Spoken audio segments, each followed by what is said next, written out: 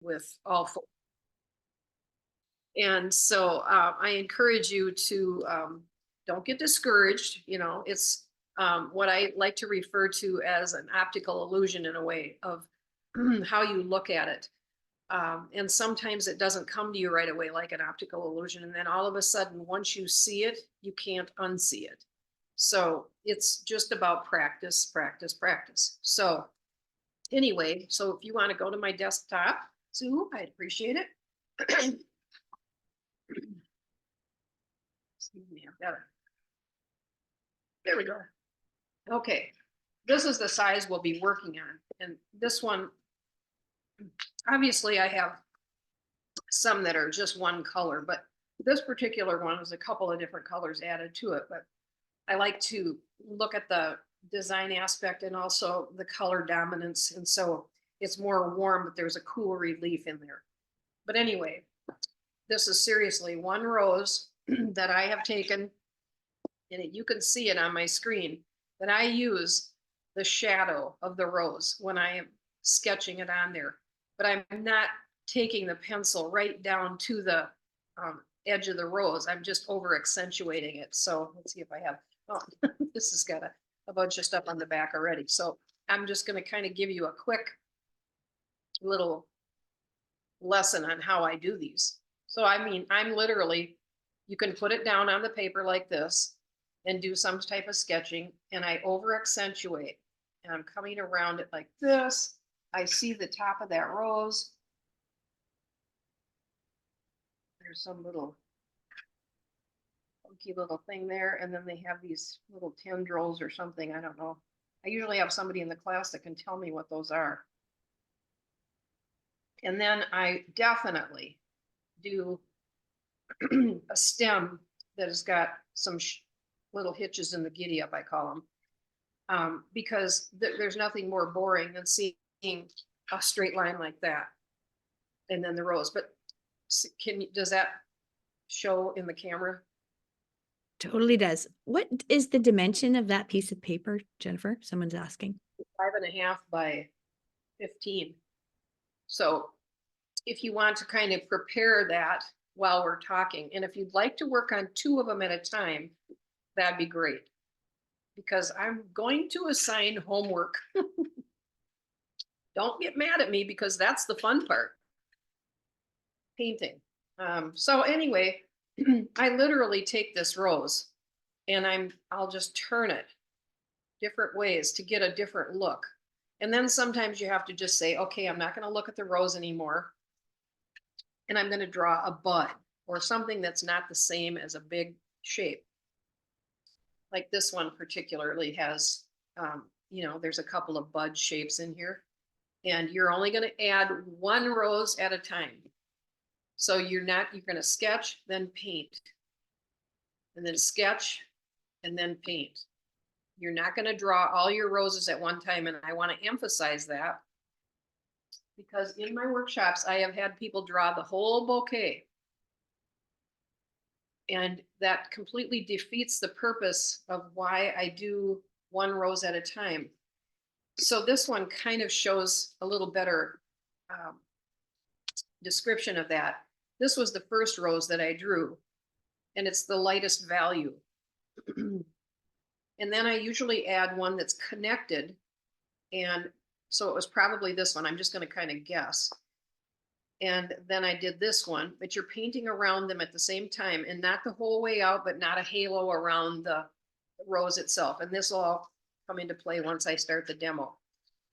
So each time I add a rose, it recedes. It's going to look like it's further back. Okay. And you can kind of keep adding them until you run out of room. And I'm going to kind of demonstrate that by showing you some of these paintings, because some of them I just kind of have to have the paintbrush either taken out of my hand or I run out of space on the paper. I love negative painting, in case you didn't notice. And so this is one, it's one color.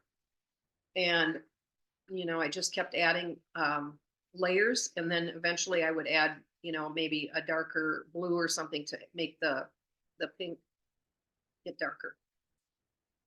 We're thinking about design in all of these. So I'm Thinking about good design always. There's another one that's started out with one color.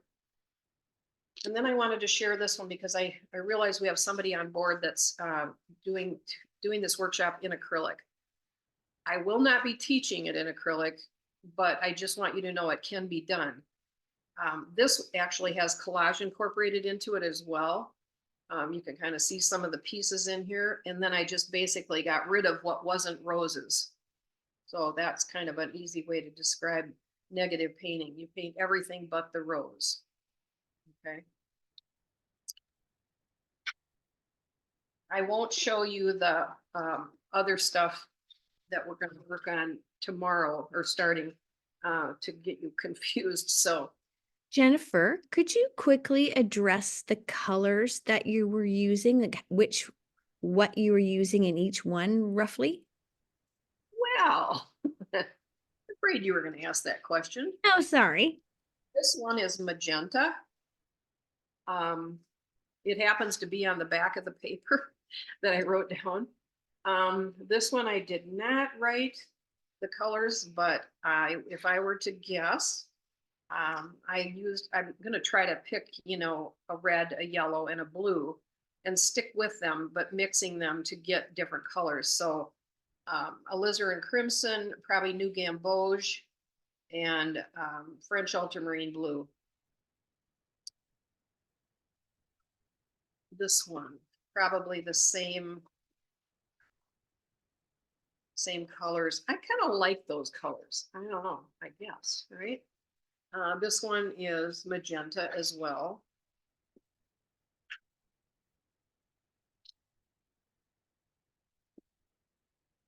This one does not have color on it, but I would have to say, well, I'll tell a little story, a quick story, because we have to get rocking and rolling here. One of the colors that I have in my little drawer system back here is a color that I just was afraid to use. And I kept trying to, I just kept try using this color. Yeah, no, it's so vivid. And I thought, I can't use that color. I just can't. It's so garish. One day I decided, okay, you're going to use that color today and you're going to like it. Well, I did my pouring with this color and I just freaked out. I thought, oh my God, that is so bright. There's no way that, and so I kept spraying it with water to get it to lighten up. And of course, about $3 worth of watercolor went down the drain, or off to my palette. And all of a sudden, I decided I really liked this color. And it's become my favorite for doing roses, and it's called Pyro Red.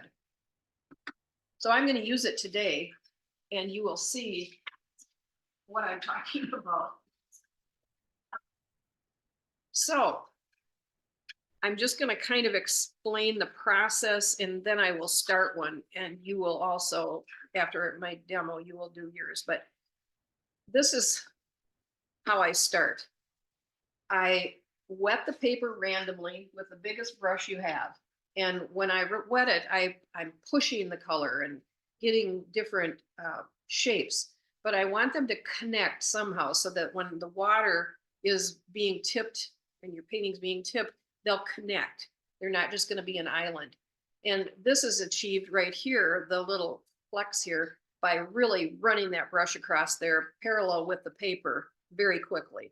And those I get really excited about. So then I let that almost dry and then I wet it again the same way.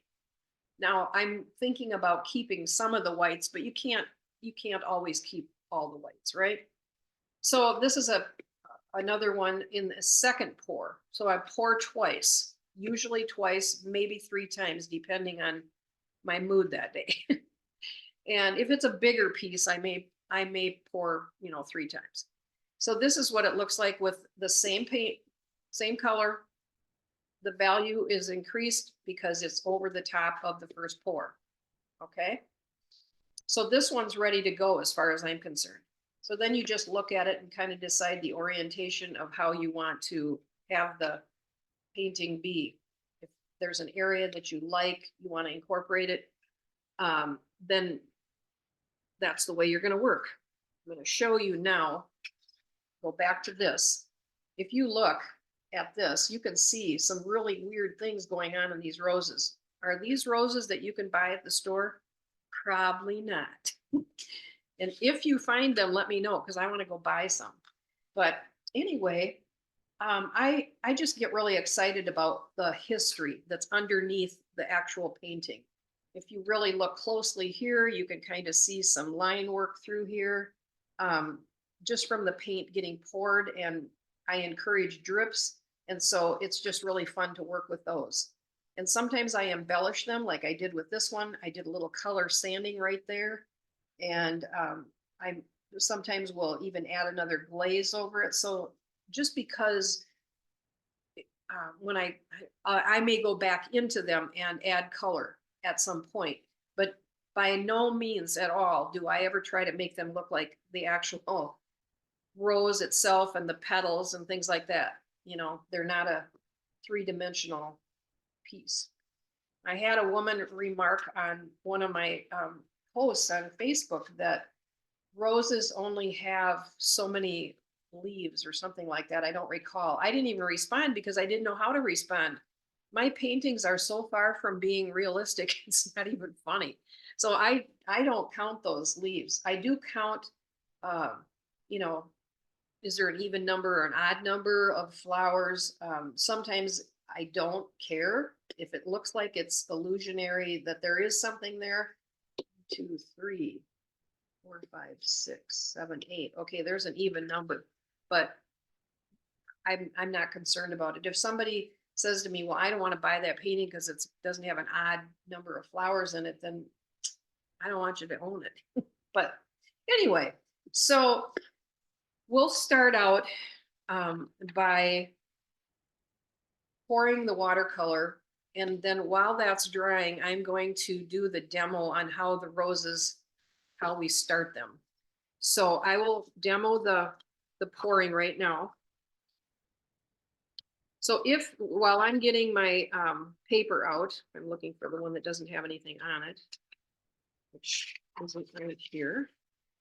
I'll just use this one. It's not the same size, but does everyone know how to keep a deckled edge on your paper? If you don't, put your hand up mechanically so that if you want me to demo that, I will. And I can do it on this particular piece. Anybody? I'm seeing a huge show of hands. Okay, all right. Now, not everybody paints to the edge of their paper like I do, but I really like the look of it. And I always float my paintings when I'm framing them so that the whole thing, I love the rough edges. The rougher, the better.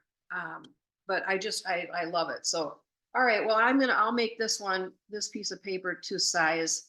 And I'm just gonna not cut off, I'm gonna tear it off. And it's a pretty small piece that I'm gonna do. So, and I work on 300-pound paper, so I have to have a little talk with this piece.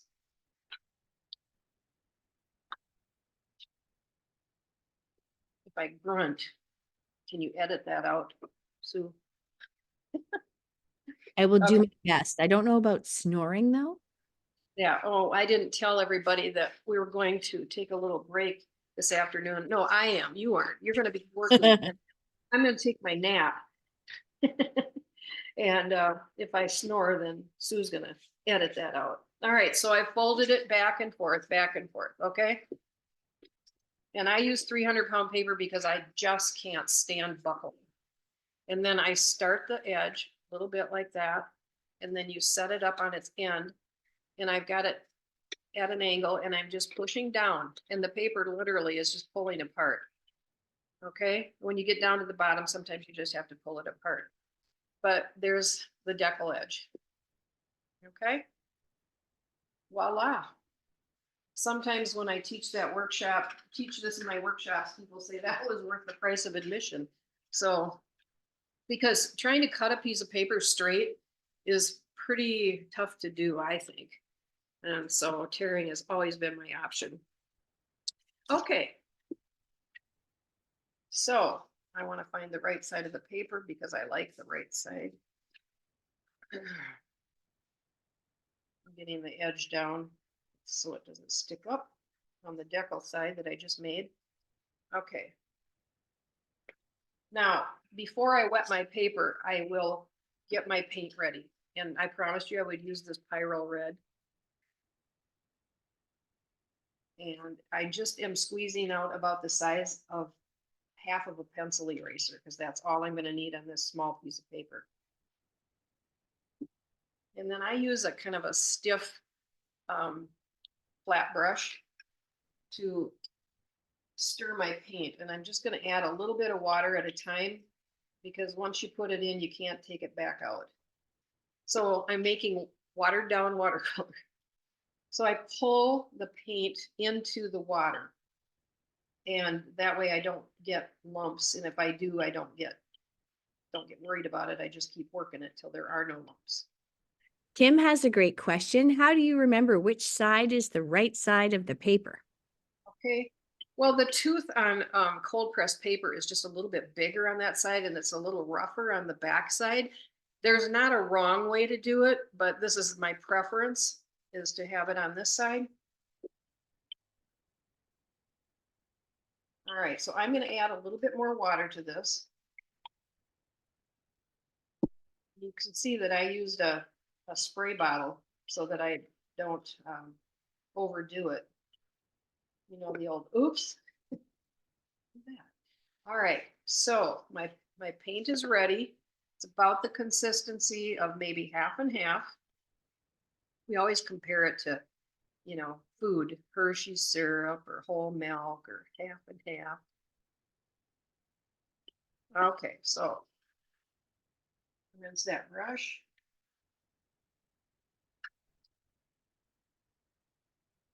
Seeing a lot of things on, I don't know, second iPad. All right, so here's the part that I told you about, using the biggest brush you have. Just plain water. This won't take long with this big brush. And I'm gonna just literally, as fast as I can, get in, get out.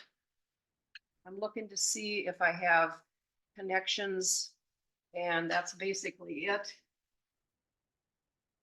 Off to the side. And because it's 300-pound paper, I like to let it sit for a minute so that it kind of starts to absorb into the paper. So this is when I probably should have a good joke for you, but I don't. So wipe away some of that excess water. Okay. Now I mentioned that I encourage drips. So I'm going to lose a little bit of the water, just tipped it slightly, but I still want enough water on there so that when I pour the paint on, it's going to move. All right, here we go. Now you'll see what I mean about Pyro Red in just 1 second here. So I'm putting the paint into a wet area. Do not apply it to where there's not water. You can use a pipette. People have said to me, why don't you use a pipette? And it's like, I have them. I just usually do it with the jars or something. So now I'm moving around, trying to keep as much of it on the paper right now as I can so that I can, you know, get it to go where the water is. It'll drip on the tabletop, obviously, but all right, you can see my angst when I saw this. I thought, oh gosh, that's way too red. Don't leave yet then. Because I will be spraying this too. So you can kind of see some of the areas here that I skipped with the water, or I got lucky and it skipped. Let's just say that. This is what the towel is for. I get asked that question. Why were we supposed to bring a bath towel? You know, that's why. Okay, so this is when I got nervous and I thought, what am I going to do with this red? And I'm going to let it work a little bit longer before I show you this. But when you do this, you want to make sure that you spray right up close. See, right up close to the paper like that. And don't spray outside the area that has no paint. Spray in the paint directly. It's got some fun shapes. I'm going to encourage a drip here. So just wet the area where the paint is and it'll run, but it's gonna follow, it's gonna travel, where the wetness is. Usually I have a lot more drips to work with, but didn't get lucky this time.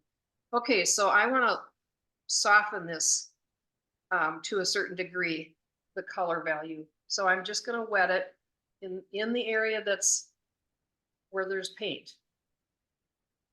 And just keep letting it fall into the pockets of the cold pressed paper. What a mess, huh? So when I tell people that we're gonna do a workshop where we pour paint, they always think it's where if you're familiar with masking, and they mask out areas and then they pour paint and then they put more masking on. This is not what this one is. Okay, here's a drip that I want to encourage right here at the top, right here.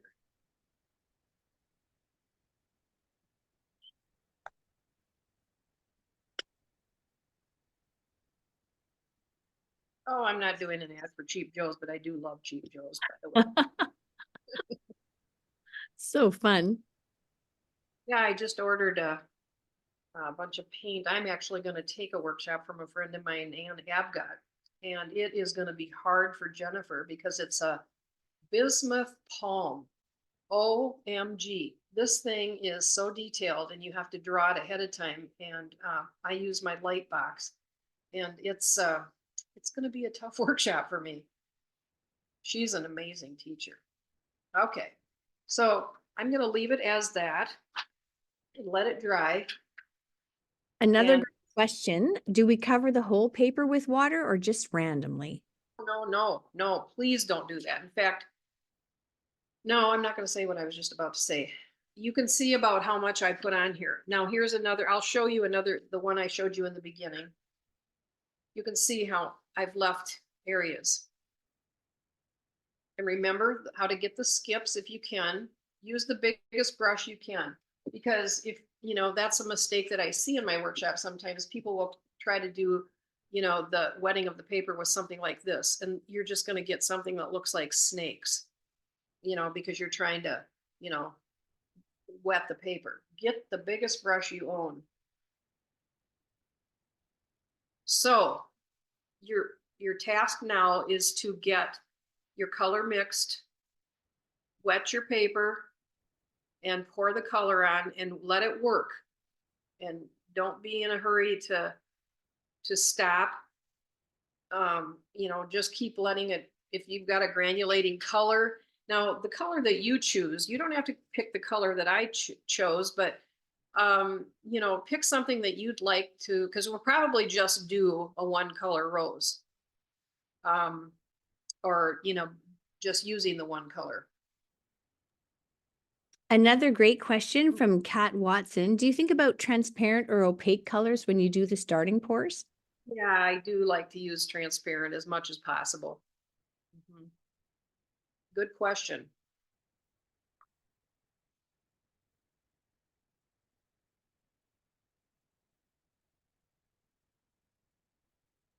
Now, this is a crazy color. Pyro red. I'm not sure why I had it in the first place. But like I said, it turned out to be one of my favorites. A lot of stuff I can do with it. So now don't throw away your extra color because you're going to need it to do the next pour. Now, don't leave this one too dark. That's going to be my advice. You want to keep this one, I'm just going to say between a value 3 and 4, maybe. This one might be a 5. But I'm not sure I'm going to work on this one. I may, work on one that's already ready to go. So I don't have to pour again. What brand of Pyro Red? This one happens to be Daniel Smith.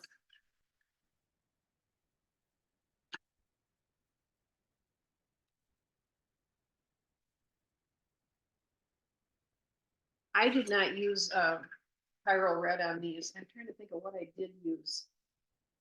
I think it was Scarlet Lake, which is not one of my favorite colors, but that's what I used.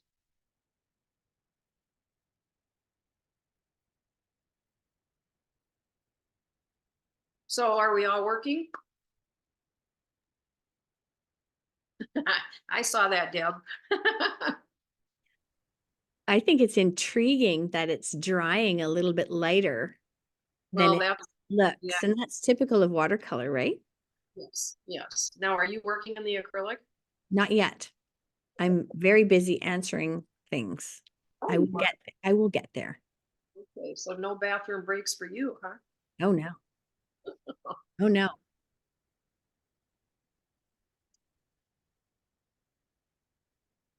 I did bring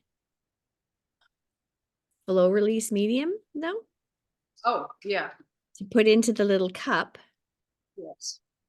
with high flow Oh, fluid paint. And I think that's going to give really similar results. I agree. Yeah, we'll kind of follow along with that. I'm going to be honest with you. Up until I had some of the products, that do this to water down acrylic, and I always use water. I got a little concerned about that worry that it's doesn't have enough molecules and a blah blah blah. And I'm looking around my studio at so many paintings that I did many years ago, and that's still sticking to the canvas. So I don't know, but they're in the business of selling products, so I don't know. But I have them all. I have them over here on my table to my right, and in fact, I bought um, what's that called? That airbrush medium. I bought that too because that was suggested. So, Me too. And I have never touched an airbrush in my life. There's a so very funny acrylic artist here on the west coast of Canada who says that acrylic mediums are invented because somebody finds a new use for them. So they package it up, put it in another white bottle, give it a different name. yep, All yep. just glue that's diluted in different ways. And I thought that's very funny. I don't Isn't know how that true something? it is, but funny. Well, I think it's pretty true, but that's okay. I'm not going to get into yeah, we'll go there. I'll have those companies calling me. So, um, there are things that you can do to this if you wish, that if you want to alter some of it, if you decide you want to, if you're one of those people that likes blossoms and blooms, we know how to do that. I'm going to wet the edge of that paper and the paint, I mean, and I'm going to get a funny little shape in there. And oh, I know there's those teachers that tell you you don't want to get those, but I love them. You can flick paint into it. If you are a salt person, you can do that. Entirely up to you. Um, this is where I want you to have fun and make, different. What do I want to call it? Textures. That's what. Just have a ball. But just remember, you've got to get that all off of there before we proceed with the rest of the paint as far as salt and that goes. So I will give you another 5 minutes to finish that pouring if you need 5 minutes. And then I will demo how I put my first rows on, or well, no, I better show you the second pour, I guess. Jennifer, is the first layer entirely dry before you put the second pour on? It doesn't have to be entirely dry, but pretty close to it. And if you want to use a hair dryer, you can, but I love letting things dry naturally. But I always test it to make sure that it's really, pretty close to dry before I pour my second one. Yeah. This has got some really good possibilities. This one, I love the different things happening within that one. So I may end up working on that piece. So if you're not done with your first pour, can you put your hand up and then I'll give you a couple more minutes. Otherwise, I can see we've got a couple of people that are ready to go. We have hands up. It's hard for me to scroll through all the pictures to see who has put their hand up. If you wouldn't mind clicking on the reaction hand down the bottom, then we can actually Oh, see everybody. yeah, that's what I thought they were going to do. Yeah. hold your mechanical hand up. Your mechanical hand. Okay. Sorry, where is the mechanical hand? I don't see it. Down in the reactions along the toolbar, wherever it shows up on your computer, where you see mute, stop video, Okay. etc., there's a reaction tab, and you click on that little arrow, and it has all sorts of fun things that you can insert. Oh, I see raise hand. Okay. Raise hand. Okay. Does it matter if you don't have solid areas? Where there's white in the paper, you mean? Yeah, lots of white. No, please do leave some because you're gonna do another pour on top of this one. Okay. Yeah, yeah. If you want to show me what you have, I would love to see it, and then I can say for certain that it's just what I needed to see. And I'm not sure who was talking yet. Okay. Say, That was Faye, and if you want to hold it up, Faye, I can. Yeah, that's fine, Faye. I think you're good. So then on the next one, you'll still leave some of the lights if you can. I mean, but I don't want you to, laboriously, try to avoid them because you're gonna have to have some of it. We're gonna be painting over this at some point anyway, but I like to have a light area, or I could say that that's where my star of the show is gonna be first. So, okay, I'm gonna go ahead and demo the second pour. Now, I will confess that I'm not using the same color because I have Pyro Red mixed up in my little, but I'm pretty sure this one was done with Scarlet Lake. Same process, push that brush through, get it really wet. And I don't think about saving, the whites necessarily, but I'm leaving some of them. Okay. Now, it is important to have enough water on this to get that water to flow, or the paint to flow. Again, letting it set for a minute.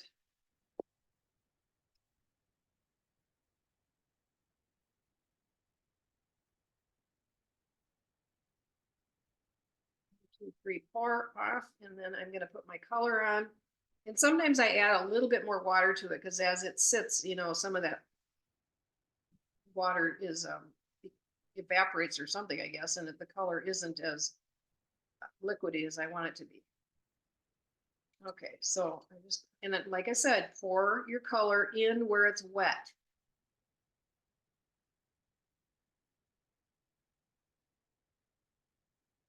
Ooh, I got some nice skips. Hey. Can you believe you paid for this class? I'm pouring watercolor on. Yeah, it's all good.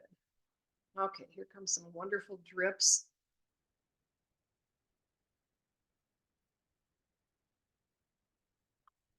Encouraging some of those drips, just get up ahead of it. It is so cool. Loaded brush of water and make them happen. Yeah, that one's being a little ornery. Okay. Oh, these are so cool right here. I am so excited about that. All right, tip it this way. Let that pink do its thing. But look at the color changes now, and this will get better when it dries. You'll see how lovely those, the second glaze, if you will, looks on the paper. I just love it. I'm encouraging a drip here, so otherwise I'll flip it back for you to see.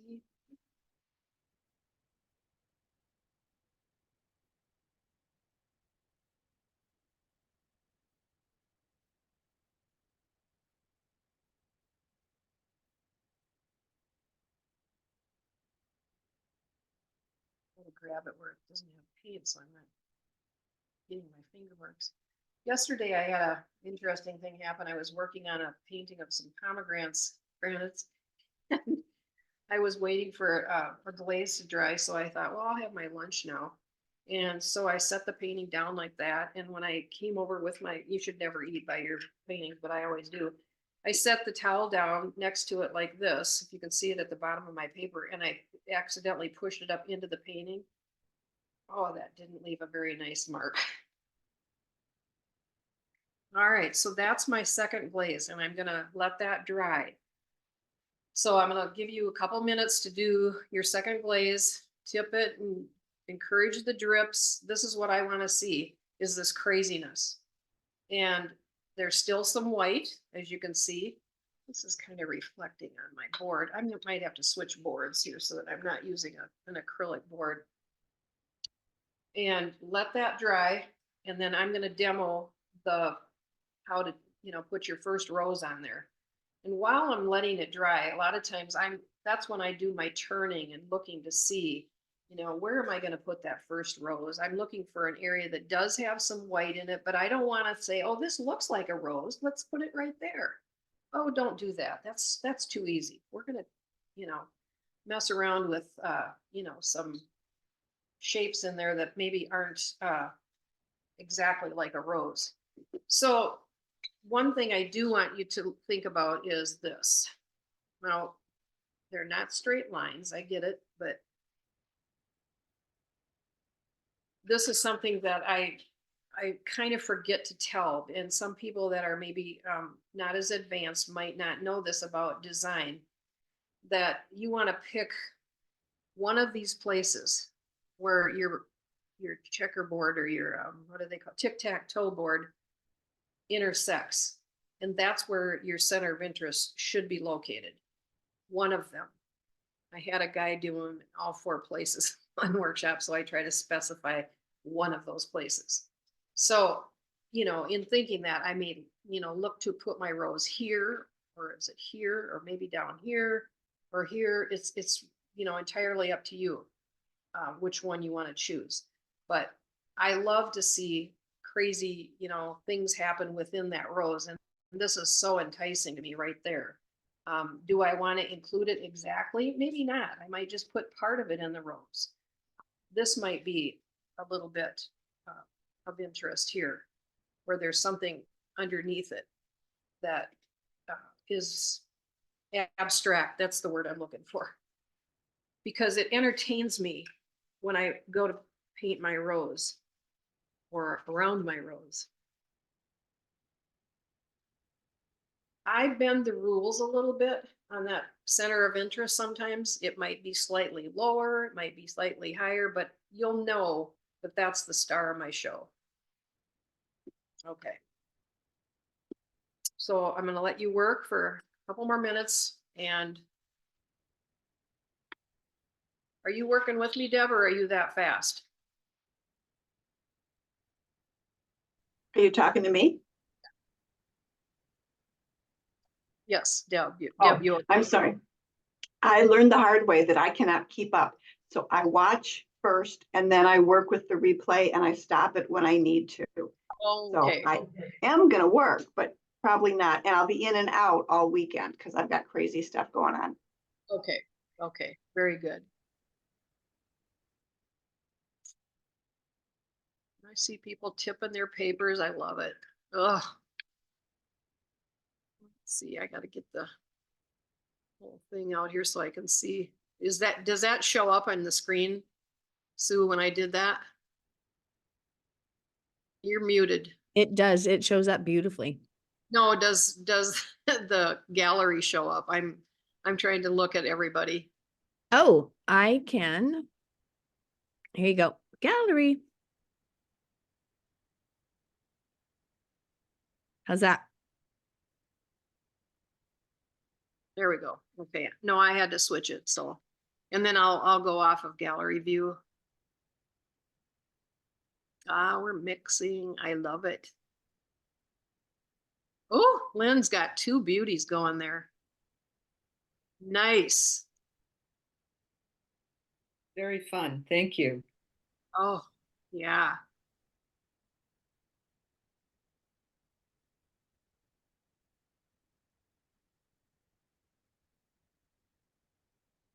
Where is our friend Marilyn? There she is. Are you painting, Marilyn? You're muted, dear. Oh, there you go. Okay. Okay. All right, you're set. All right. Oh, look at Lisa. Ah, that's gorgeous. Okay. Now keep tipping it until you don't see any more movement on your paper. That's what I want to see, is that nothing is sitting, very concentrated. And if it's too dark, I want you to mist it, but mist it in the area close up to the paper and where you need to lighten the value.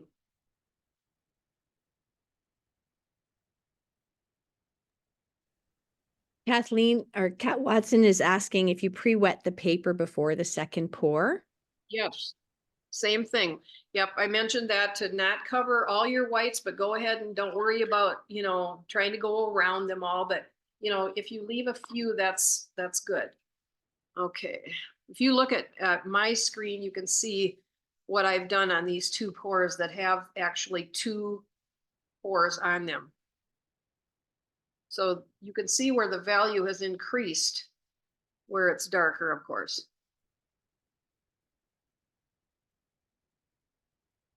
All right. Okay, so I'm going to mute myself for a second because I fell in love with this piece that I just poured. And so I'm going to dry it real quick, and then I'm going to demonstrate the rose on that one, the first rose. Okay, I'll be back in a moment.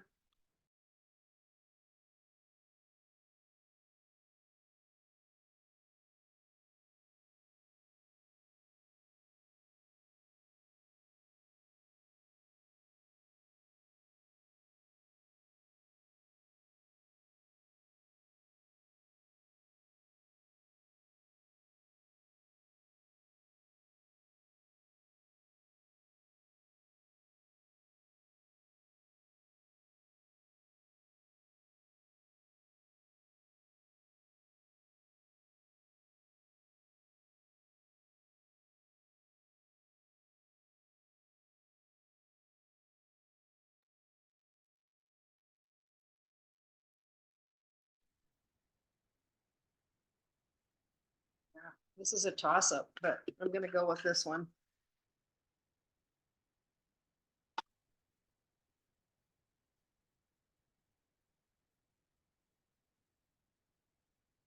Oh, I'm going to switch boards of the reflection here. I'm going to get my dirty old gator board. Only I knew where it was.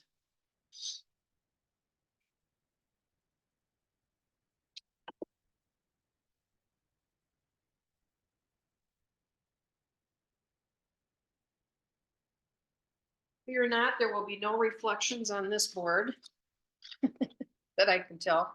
This poor guy went through the airport and he got split in half on the other side, so they are rugged with your luggage. Okay.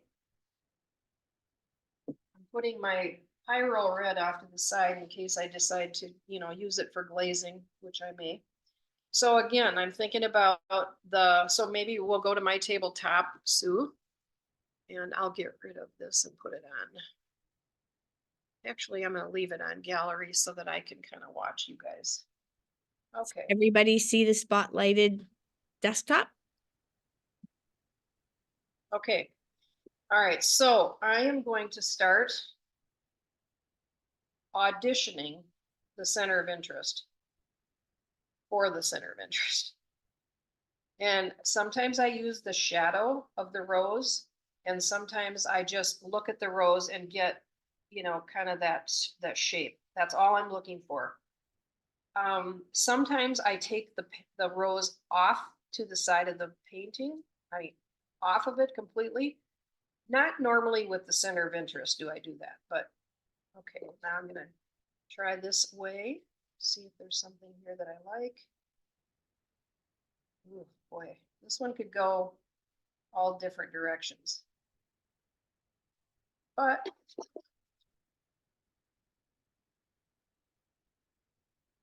this is a tough one. Okay, so I'm not going to use the shadow on this one. I sometimes do when I'm working alone because I don't have different lights on it, whatever. But so I'm gonna start out with this rose being about here. And I'm gonna do this little tendril. I know that's not what it's called, but I over accentuate it. Like I said, I'm not trying to make a realistic rose here. I'm just looking at the shape of the top of the rose. I'm not touching the rose at all. And, you know, the quirkier, the better for me. So I'm doing a little jigs and jags. Okay, so now I've got the head of the rose done. Barely visible at the top here. Bring it closer. Does that help? Can you see the top of where I have drawn it? I'll make it a little bit darker. I try not to get it too dark because I don't want all my pencil marks to show. All right, remember when I said the stem, I don't want it to be these straight lines. I'm looking for little hiccups in the rose stem because rose stems are thorny. So there they are. Now, is it interesting to have them all come down straight? Not always. And are they like that in nature? So, you know, the wind might have come up, so we might have one that's leaning a little bit. You know, so I'm thinking about that as well. So I'm taking it all the way down to the bottom with the hiccups. And this one is just going to lean a little bit in that direction. Okay, now, I don't know if that's as visible as for you, if you can see it. You'll have to tell me, Sue, if that shows up. You can see the stem, not bad. The flower part's a bit light. All right, so sometimes when I can't see something when I'm painting it, I use a white pencil, but not usually at this stage because once I start adding more value to this painting, then it is hard to see a pencil mark sometimes, but I'm gonna have to leave it and trust me that I'll paint around it and you'll see. Okay, so now the rose leaves, I'm gonna add a few, just a few, because I'm gonna add them as I go along. And that is gonna make more sense in a little bit. I make different shapes. I know that I'm probably not being true to a rose petal. I mean, foliage. I think they're a little more round, but this is my painting. So there. All right. So I'm going to stop with any other sketching at this point. Not thinking about the next rose at all. Okay. So wet my brush and I am going to use some of this Pyro Red that's in this container.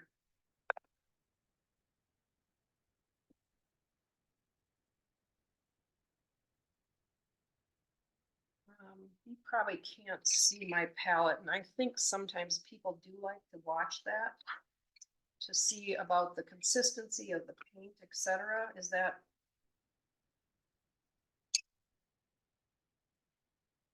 I'm going to move a couple things here and move it in a little bit. Maybe you can see it. Okay. So another little tip that I have, and I probably need a new one, but you know, palettes tend to want to slip around or whatever, and I just put a shelf liner underneath it and it stays pretty tight to where I want it to stay. And when I travel, I just fold it in half and put it in the middle of my palette. All right, so I've got this watered down a little bit more. And glasses.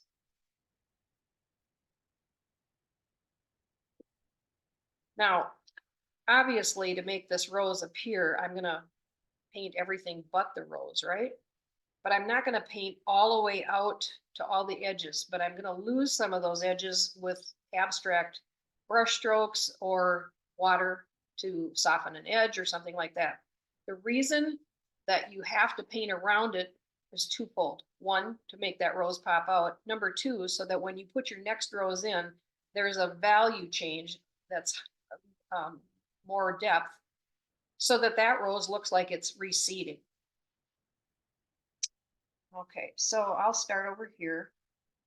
Same color as what I poured And I'm just quickly working here around some of these shapes, okay?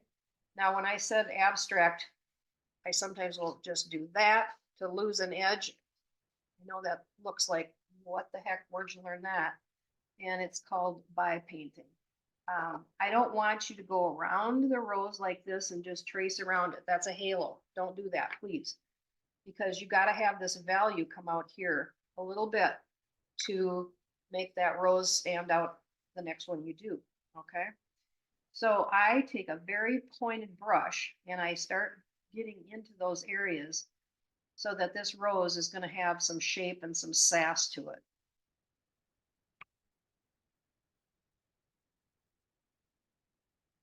A bit to see what I'm doing here.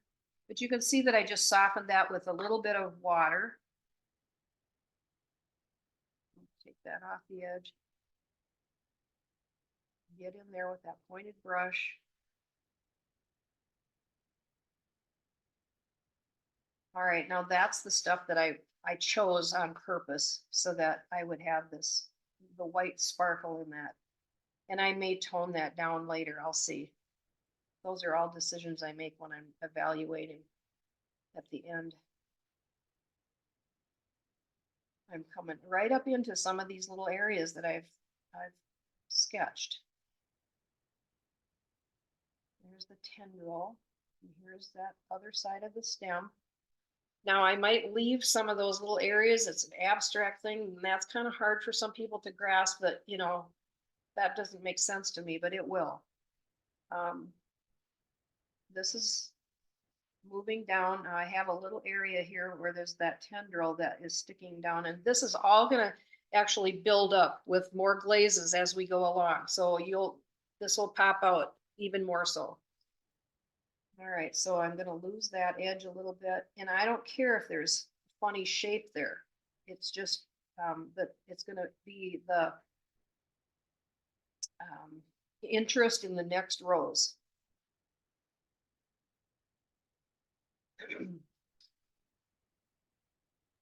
What are your favorite brushes, Jennifer?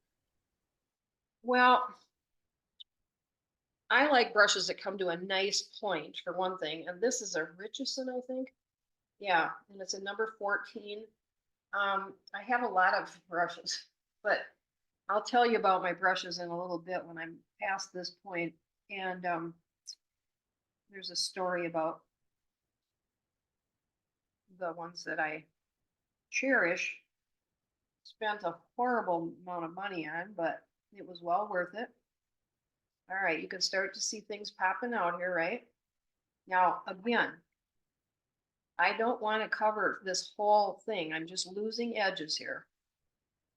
Keeping a little bit of that, but there's going to be some value change in the next roses that come around this. So remember, don't do a halo.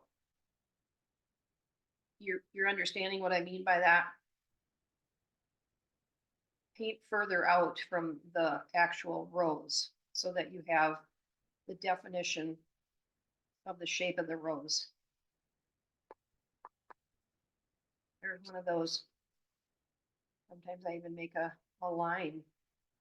I'm just having a little fun there.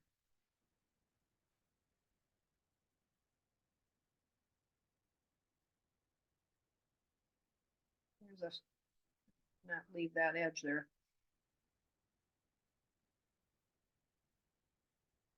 You can see the sassiness in that stem, I hope. Very sassy. Reflects that artist in me, I guess. All right, so there's another, you know, a little bit of funkiness off to the side. This might not be everybody's cup of tea, but I like to say that my favorite art is abstract, but this is abstracted realism. All right. It's neat seeing how you pull the edge out using the heel of your brush. So neat. I've just created some more shapes right in there that'll be interesting in the next subsequent roses. My husband's building something, which is sort of scary. He's running a power tool outside of my studio right now. We can't hear it. Can't you? Okay, good. It's okay, but.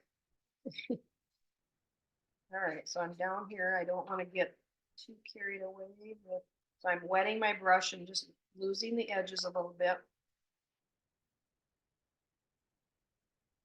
All right, so there's the first rose. One and done. All right, so now, if you are at this stage, go ahead and start. And I want mine to dry a little bit before I add my next rose.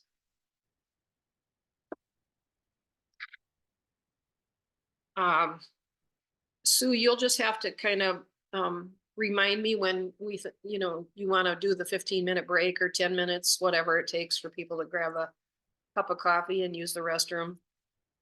It's 11 o'clock now. We could maybe do it at about, I don't know, what do you think? We could do it now for 10 minutes if people are working and drying. Okay. All right, I'll give you Hey, 10 guys. minutes. 10-minute break. All right, Sue's going to tell us when that 10 minutes is up. But I With- do want you to be at this stage when you come back, okay? Where you put the Perfect. rose in and paint it around it. Then I'm going to proceed with the next rose. Okay, I'll put the timer on and I'll holler when 10 minutes is up. Excellent.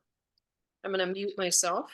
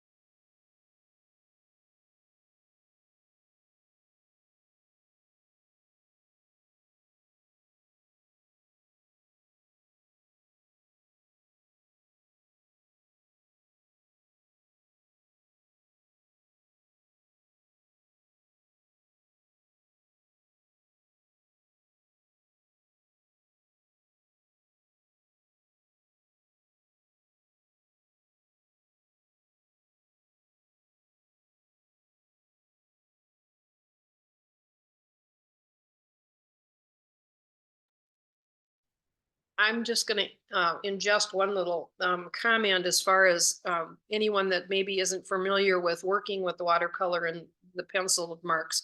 If you don't like the pencil marks to show, then paint up to them and not over them, because once you paint over them, they're set in stone.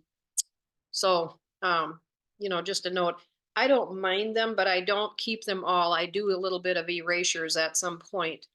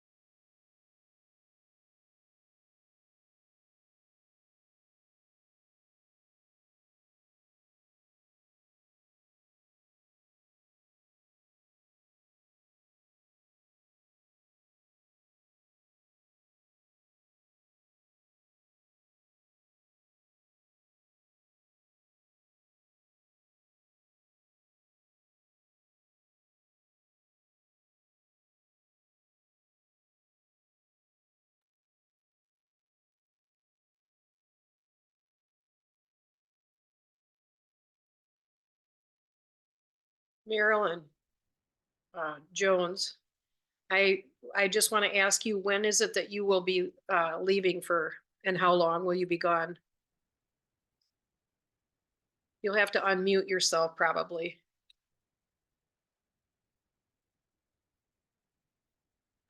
Um, I will leave shortly after 12:30. Okay, Central Time. And will you be back? Well, it's just a short thing, but it's across town, unfortunately. So I'll probably be gone till 2. Okay, all right. And it's nice you'll have the recording to kind of catch up. So, Yes. okay, I'll Thanks. watch that tonight for sure. okay. Yeah, catch up if you can, because what I what will. I'm doing the roses, this is for everybody's listening, is simplify the negative painting as much as I can before we get to the cone flowers. Okay.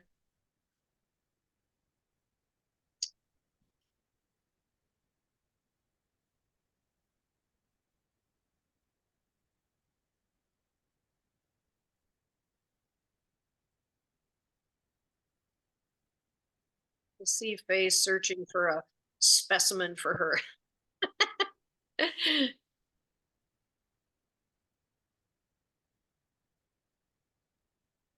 I saw you doing a demo for Dillman's. Okay. And so I've been waiting for this to be available here. Oh, very good. Very Mhm. good. Well, These are 2 years old. good. They're perfect. They're perfect. I have this, I don't know if I can, better if I just hold it like this. You can see this. This is my latest dried flowers that I saved. And yeah, I'm not a roses kind of girl, if you want to know the truth, but this is they're so fun to paint to me, so. This is a great technique. It's pretty forgiving in a lot of ways, but if you don't like negative painting, then this isn't the class for you. But yeah, I can't stop doing it. I can see this being used in a lot of ways, and I was very interested to hear that Sue is doing it in acrylics. Yeah, I'll grab one that I actually, another one that I started in acrylic.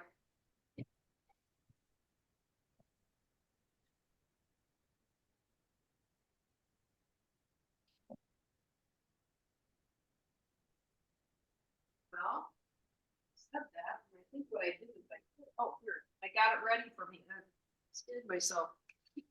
Okay, you want to look at the screen. This is acrylic, and I don't know what happened here. Oh, I know. I realized I had damaged paper, and it was a demo I was doing in a watercolor class, and I happened to have, no, it doesn't matter. It was an acrylic class, and I was showing them about doing the negative painting, and I did it in acrylic, and it's not finished. But as I was working along, I realized that I had some damaged paper, so oh, there's something else on the back. That's what we were doing. Okay, anyway, so yes, you can, but I treat it like watercolor, like, consistency. So, Yeah. All right, is our 10 minutes up yet? Seems like a long 10 minutes. The alarm hath rung. Okay. All right. So So now, can you go ahead. see? Oh, let me just get my video on. I did a quick layer with acrylic. So there's Oh. only one. Okay. And I have flow release medium in the water with the Okay. paint. And the only place that's kind of ugly is where the paint hit the paper that was dry before I could kind of smush it a little. No worries. No So I worries. think it's going to be okay once the layers build. Yeah. And the blooming and all of all of that stuff is working just like it would. If it was watercolor. All right. Very good. Thanks for sharing.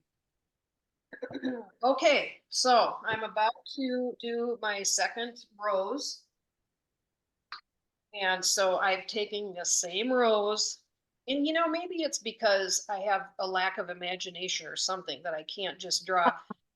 But even when I do my cone flowers, I know how to draw a cone flower, but I sometimes just need a little jump start on maybe a funky petal or something that's um, not quite perfect, because they're not.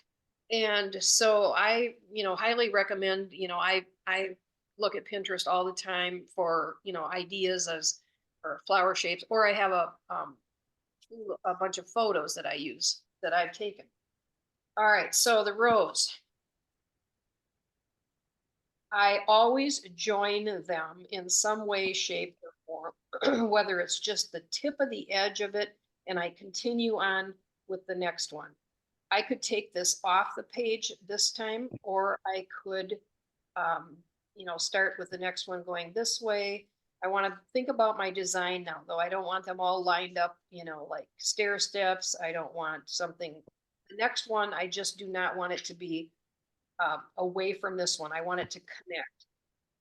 The reason I do that is because eventually, and you'll hear me call them cells, you'll get these shapes in here that can you see these dark ones here that are interesting to me, and you proceed with um, blazes that will eventually get to the dark. But right now, I want to have it connected. Say this was my second one, which it possibly was. Yeah, I think it was. I connected it this way so that I could draw this little tendril to connect up with this.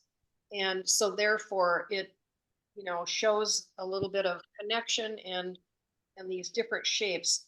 Also, as I'm going along, I'm going to wait on that particular comment until we're there, because that one might mix you up a little bit. Okay, so I'm going to put this next one. I'm going to put it here. And I'm going to connect it up here. Now, I'm not going to make the same shape. I'm going to try to do maybe kind of a bud sort of thing with it. So they're going to be long and narrow.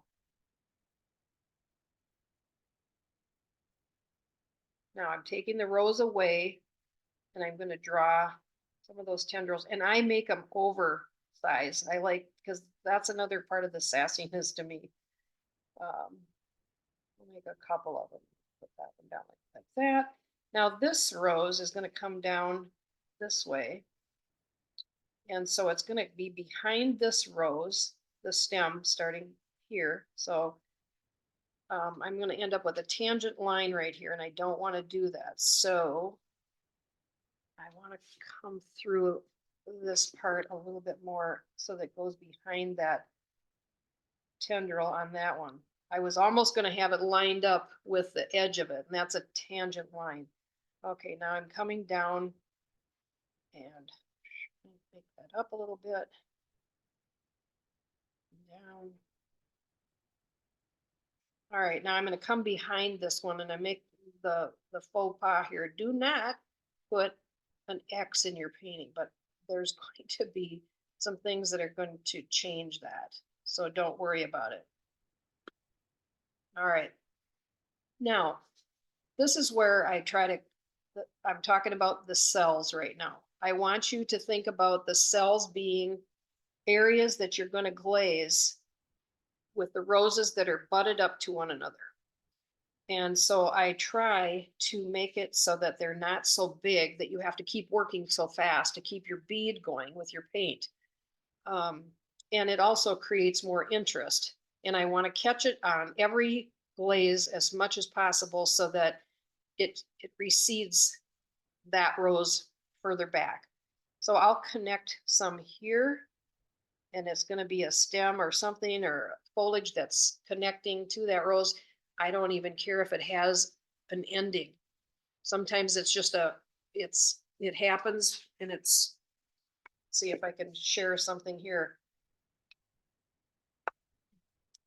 Some of these stems here, I don't know where that one came from, but I'm interlocking here and connecting up behind that stem. And it just creates more interest with these little cells, and they're different shapes. Does that make sense? Okay, all right, very good. All right, so I have that one, and this little tool is kind of handy. It looks like a pencil, but it's an eraser. I want to eliminate those pencil marks before I can't. And I'll do one coming up here. Stem. I don't draw everything on this one. Now this one might have a few leaves too, so we're gonna draw one here.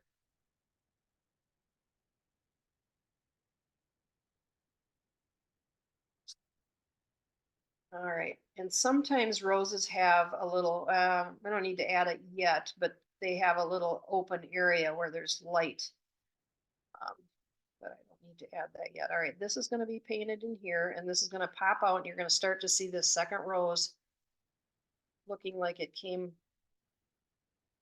after, yeah. Okay, same color. I'm using the Pyro Red.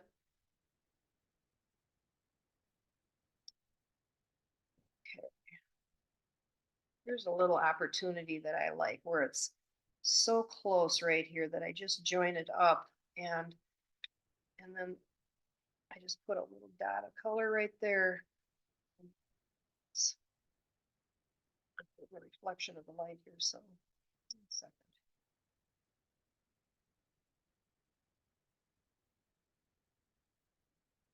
Get in those little the hiccups in the stem. Otherwise they aren't going to show.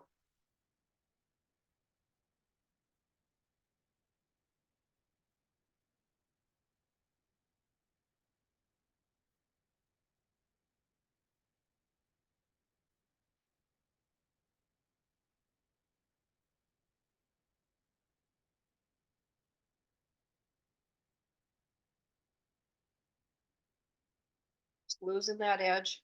A little bit of water. Not hitting everything entirely, leaving a little bit of open spaces.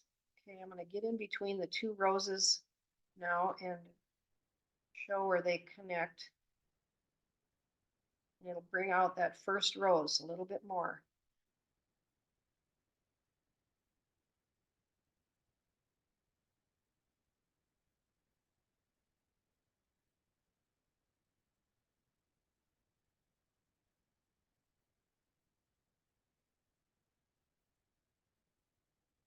It's like a leaf there, and I was about ready to go around it. Okay, I'm going to come in between that tendril.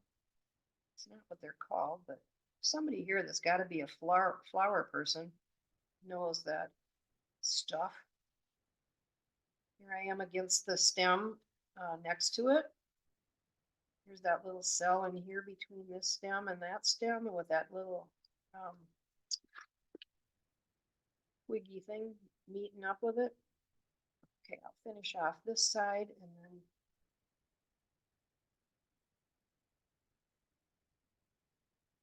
they're going to start showing up a little bit more. They're just a little shy yet. I'm not sure if they want to show themselves yet, but they're coming.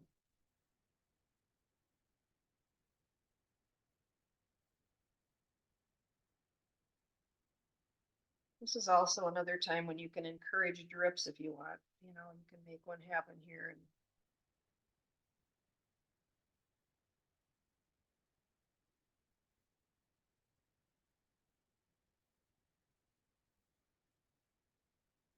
around that petal that I created, or leaf.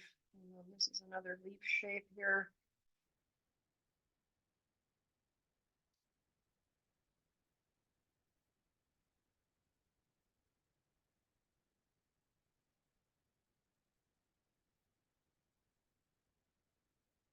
Probably know this, but as you're continuing with your painting, you're going to see that there's some white. Here's white, here's white, here's white. At the end, we'll take care of that so that that white won't be at the bottom of the page. You don't want to have your lightest lights be there where the viewer is just going to follow that and go out. So, okay, there's some more funky shapes over there. All right, I'm going to come between I'm gonna flip my painting so I don't put my hand in wet paint. The X that you want to avoid, but I always do it and then I get rid of it at some point by having another shape interlock with it. Get in those little spaces because it means a lot. Okay, so let's see here. I'm gonna come around the other side of this stem, of course. So it pops out on this side.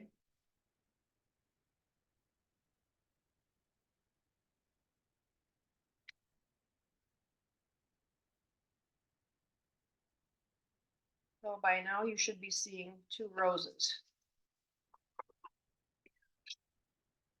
They're a little bit hard to see yet.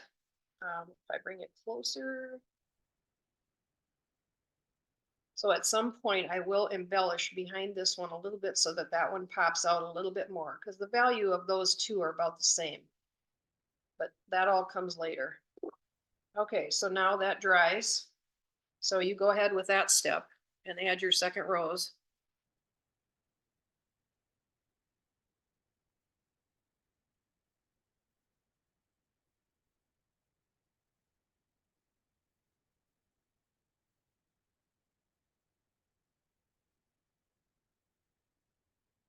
I'm going to mute myself while I dry.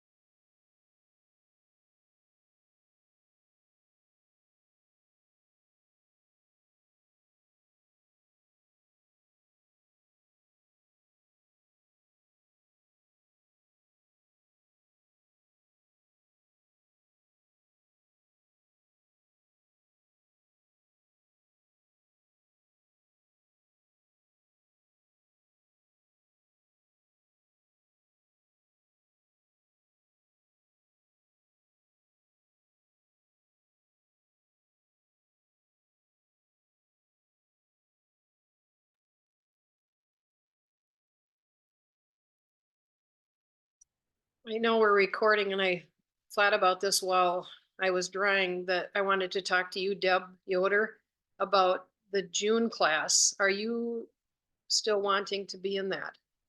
I would like to be. I was able to change my work schedule so I can come. Okay. Just because we're going to be doing this, but we're only going to be doing the cone flowers, but it's going to be a bigger scale. Okay, so would it be too repetitious and maybe I don't want to take it? Is that what you're saying? That's why I'm asking if Yeah. you so interested, so you can think about it and let me know. Yeah, I'll think about it. Also, since you're talking to me, I'm going to be gone part of this afternoon, but I'll paint tonight. Tomorrow morning, I'll be gone part of the morning, but then I'll be back for the rest of the session and try and keep up with you. Okay, good. All right. Thanks for coming anyway. I like it. That Yeah, my people I know too. So yeah. all right. Well, I ran into some medical stuff, so. That's okay.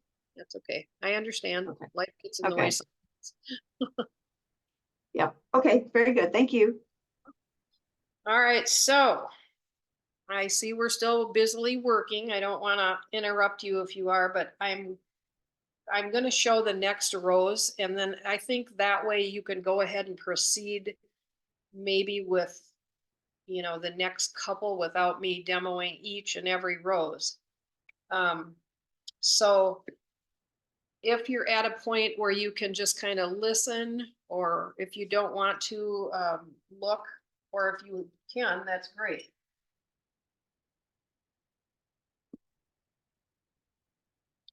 Again, I'm thinking about design and I don't want my flowers to line up side by side. So, and I want different shapes.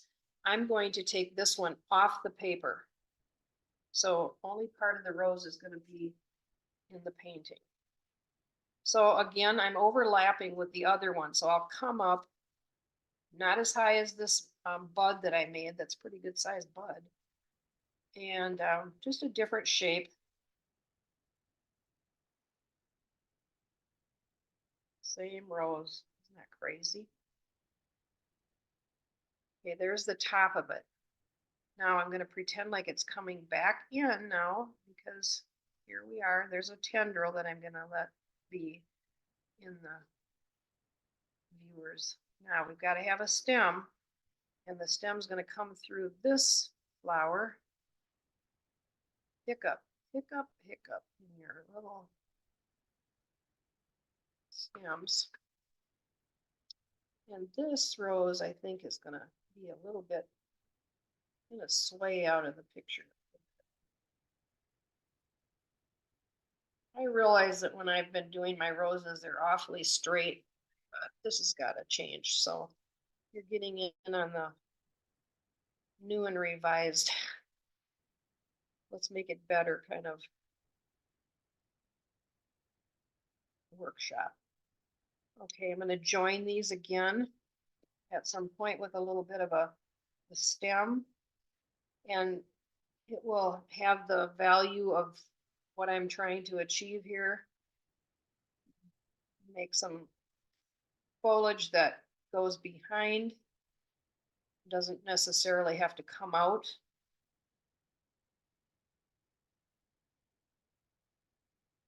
This might not look, appealing to you right now, but once the painting is done, it just adds more interest to the way the swaying of the roses, so they're not sticks. Here.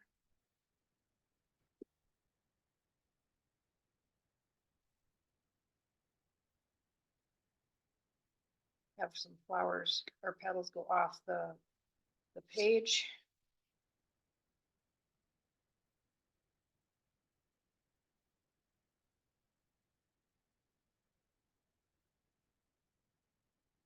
Okay, so I'm going to go ahead and paint into that same color. I'm not adding anything to it yet, but I will at some point. I'm going to be adding French ultramarine blue. Okay.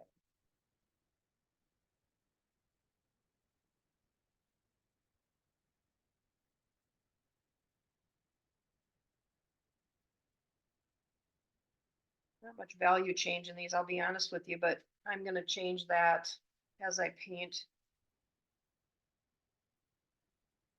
I like the shape of that.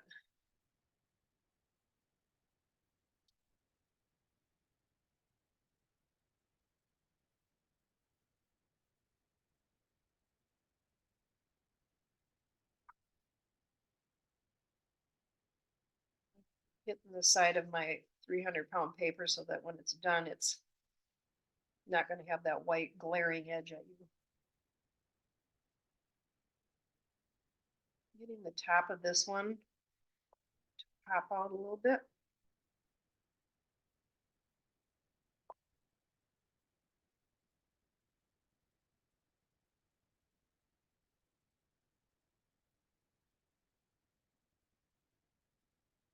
No questions. Everybody's doing well.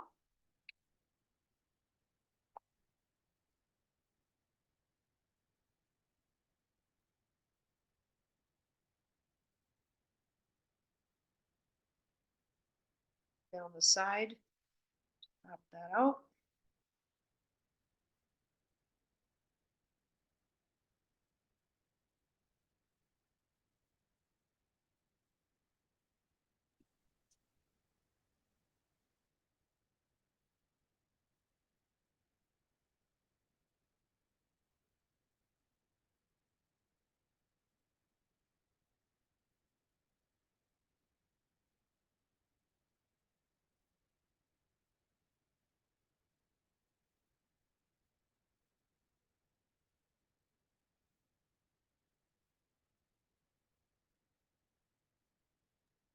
Jennifer, Helga says the tiny leaves around the flower are sepals. Well, I was gonna ask if that was the word and I was afraid to say it because I thought maybe it had something to do with eyes, but okay. Thank you, Helga.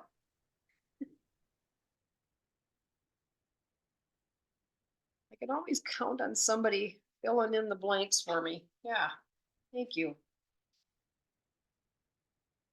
Okay, so when I'm coming down here to this next leaf that was on the first rose, I'm gonna go around that as well.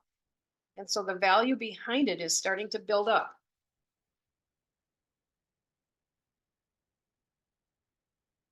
So it'll come forth.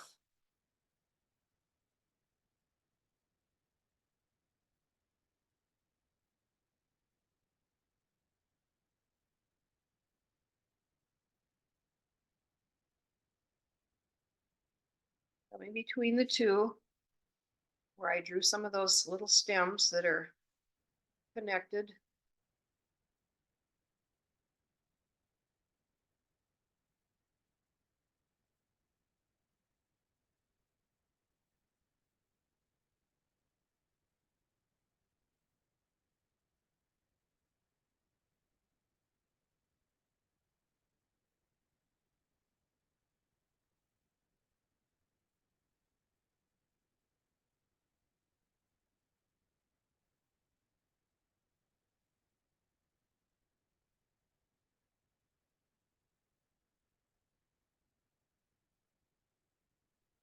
By now, you should be able to see some of the history as you're painting along and getting those glazes put over the top of the last one. And I really enjoy watching that happen. It isn't always very noticeable, but if you get down, up close and personal, you can see it. And it just is something I enjoy.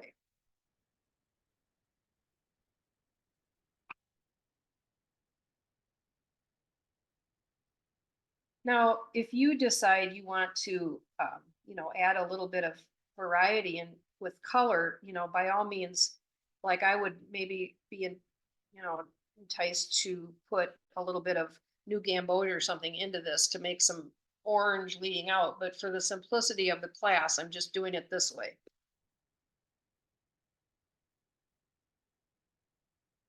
And so by adding these other petals and leaves as I go along, they also are going to look like they're receding some.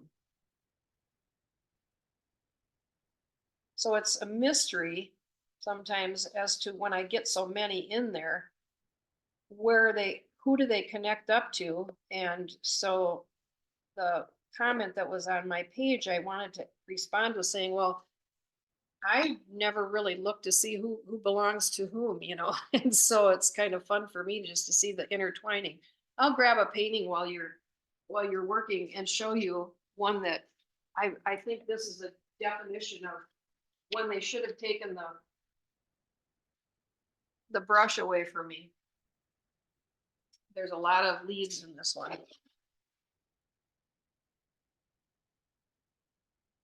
I like this painting a lot because of all the foliage and all of the different, little cells in here, but it's a lot.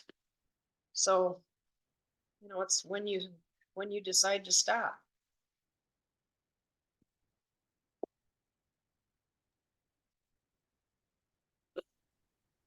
Should we draw our echinacea ahead of time? No, please don't. Okay. Nope. We'll start that tomorrow. We'll finish up with these tomorrow as well, probably. I mean, we'll work on them, further throughout the day. And then tomorrow we'll work on that. But if you have, to gather any reference photos or anything like that.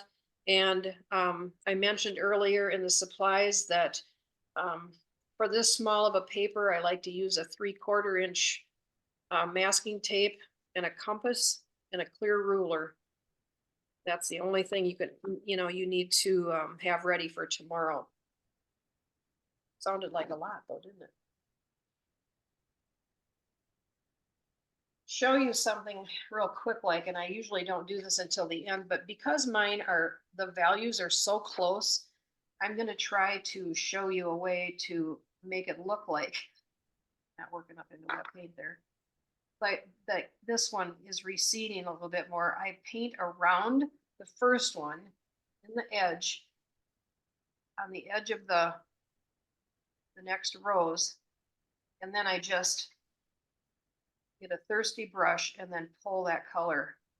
And so it looks like it's a little further behind. So the value change there.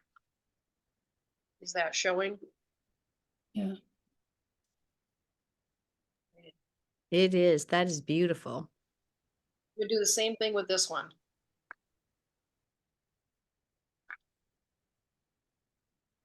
It's a way to, pop things even more, but this, it needed to be done because the values were so close that it wasn't reading as another rose yet. But I usually wait until the end to do that, to get my roses to appear a little bit more prominently. And there's more that we'll do, but all right, so I'll go ahead and as you're working, I'm gonna add another couple of roses. A lot of times I like to take one off the top. This next one, it might be down here. Although I feel like I want to take it. I go off the corner. Yeah, I gotta think about that for a little bit. I just.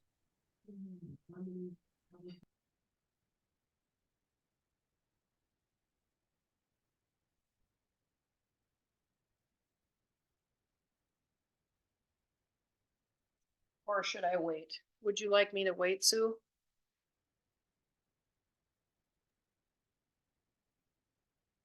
I think everybody is progressing. If anybody would not like Jennifer to wait. No, No, if you'd like rephrase. to wait. If you'd like her to wait, pop your hand up. I don't want to be moving too fast. Okay, Faye? Yeah, all right, I'll wait.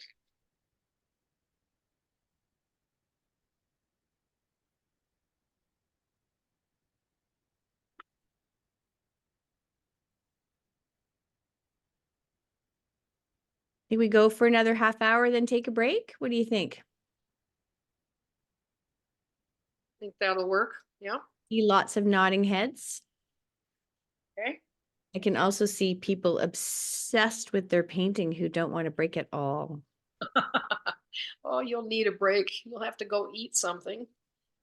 Yeah, half an hour.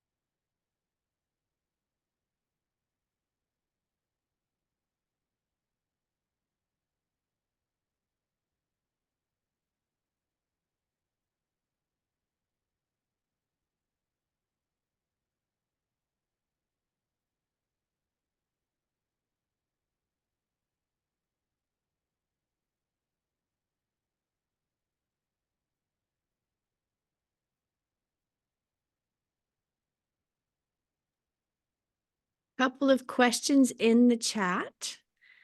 Okay. Will tomorrow's painting be the same size as today? No, actually, it's going to be, if you want to get your paper ready, that would be great. I have it as 7 inches roughly. Mine's 7 1/4, but that's when I try to make the full sheet of watercolor paper come out right. and 15 1/4. So it's 7 by 15. So this.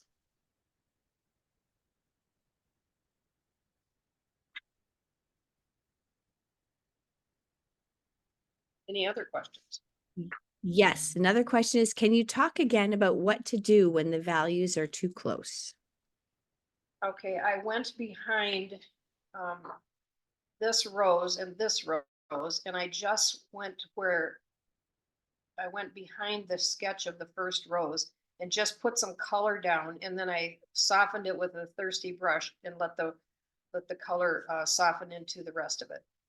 And I may enhance that even more as the painting goes along because this value is pretty much the same yet.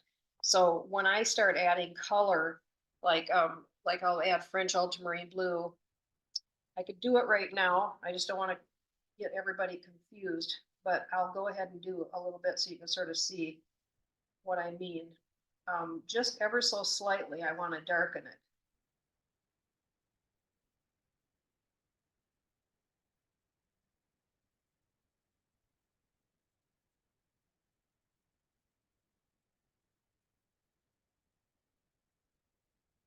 Dry now, so I can go ahead and pop it even more. I just keep working it until it works, until I'm happy with it. So there's a little darker value, the thirsty brush, and I'm just going to soften the edges out.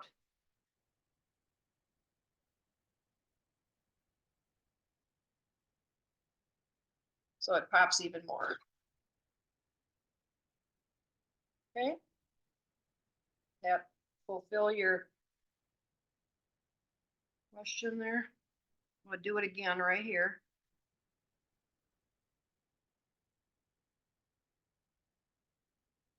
Maybe make a little abstract shape out of it and then make it look like it was there all along. Thirsty brush.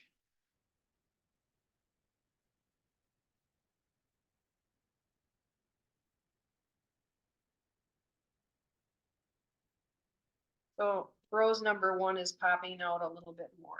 But seriously, stay with me because there's going to be a lot of darks within this that is going to really pop things out even more.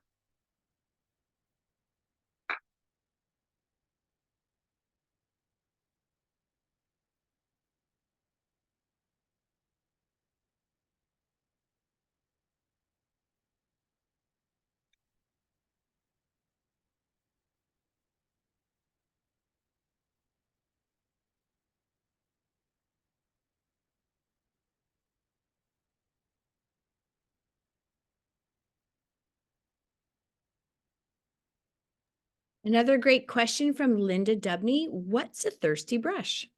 Okay. A thirsty brush is when you have color down, say this edge that I just had, you wet your brush and then you get a lot of the moisture out of it, but still some in there. And then you touch the edge of the color that you want to soften and just work it away from there until it's goes to nothing. Does that help?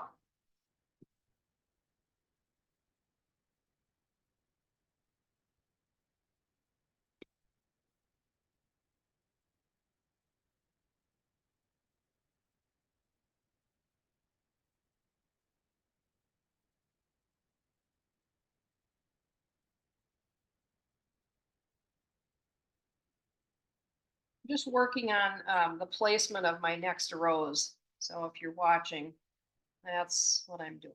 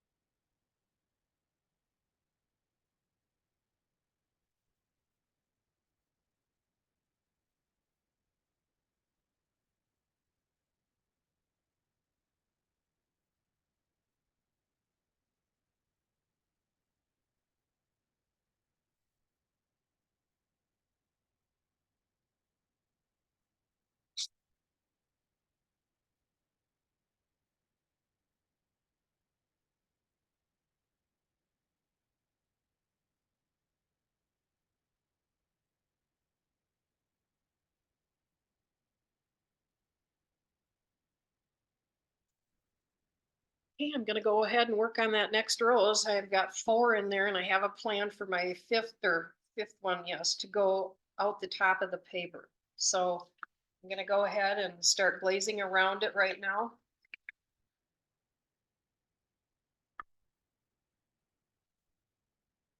Same color. Boring, boring, boring.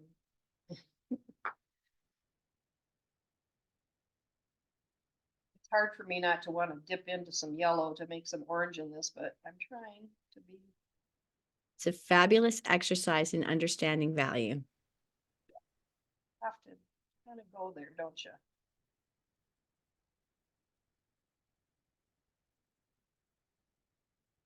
Going over that so that that increases that value. Steeple, ooh, Mr. Steeple. We are getting a tiny bit of the top of your beautiful hair view. Oh yeah, the fuzzy part. Okay, sorry.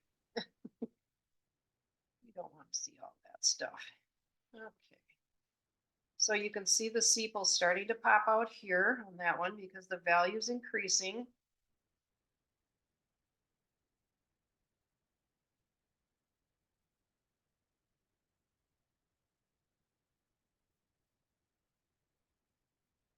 Okay, I'm going to show you the other side of the rose here.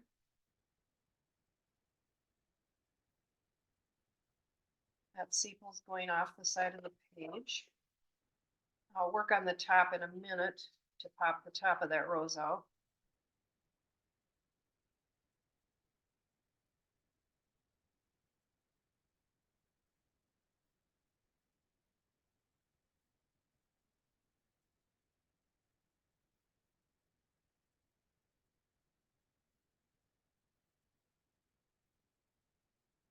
Keep the bead going. So I'm trying to work back and forth so that I don't lose my, I want to keep that edge from drying. Although in this type of a painting, I could get away with it because it's a lot of lines and so on going on underneath, right? Gotta put another petal in there. I have to laugh when I start doing my leaves now because I think of that comment on my Facebook page that I've got to be kind of careful what I do, huh?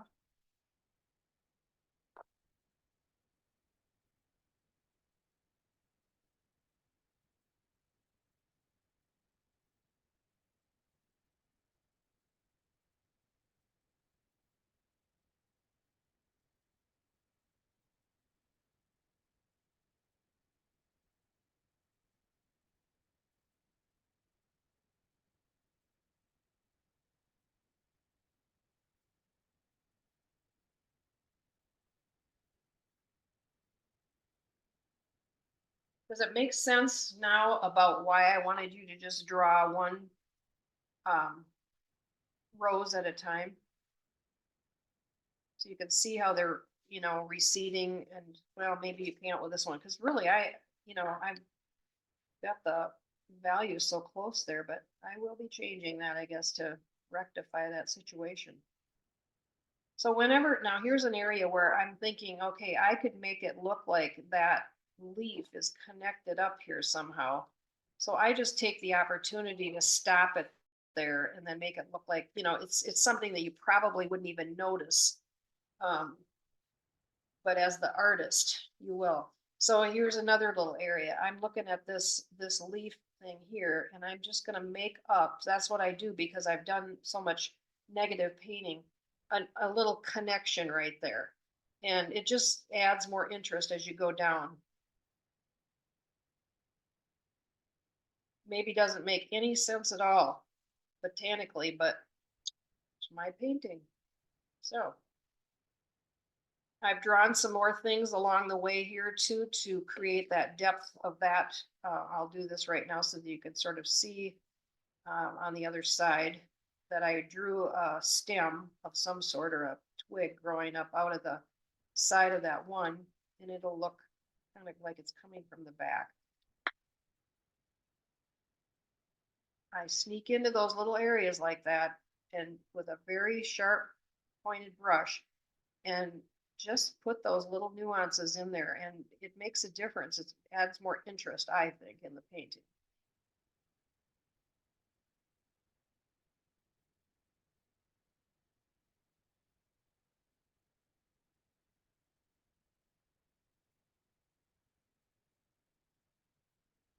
Okay, now I'm gonna go on the other side of the stem. There's gonna be another stem coming down through this and some more things that are gonna come up from this one that will connect and they'll interlock and overlap a bit. So that's wet, this is dry. Okay.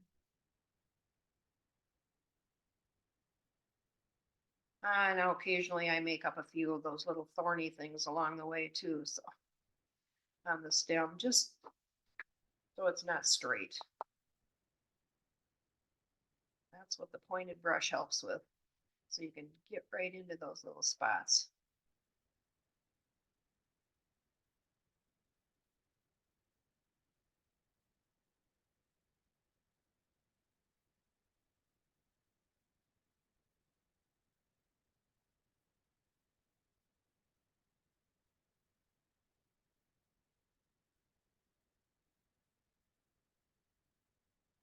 I'm a big fan of granulating colors. And so I always want to try to get it to granulate as much as I can. I'm going to come on the other side of this as well. So if you're wondering why the color looks like it's only on this half, that's because that's the side I'm working on.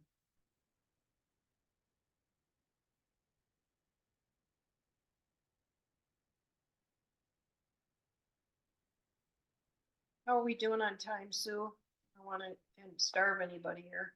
It is 12 o'clock sharp, Is that the time we said we were going to quit? but 12:15, Okay, all right. unless this is a really good quitting time. Okay, now I'm going to come up to the top of this rose and I'm going to flip my painting so that it's easier for me to work on.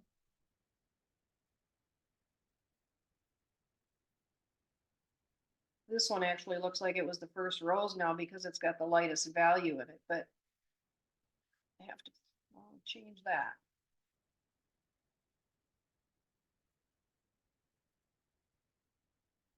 I connected this top of this rose like it looks like it goes behind this one.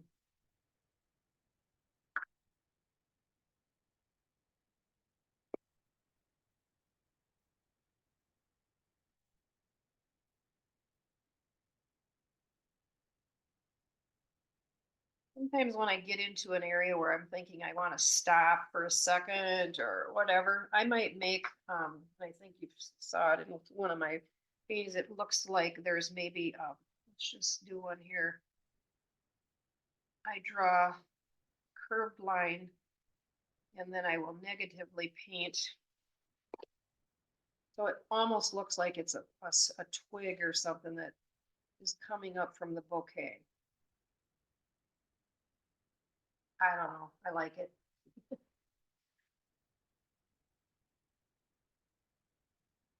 Come up above this and do a little bit of more value.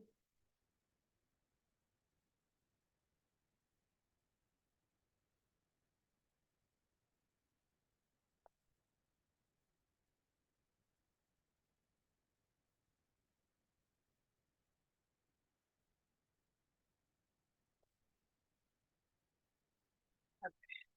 That's not right smack dab in the middle off, so that's good. Okay, now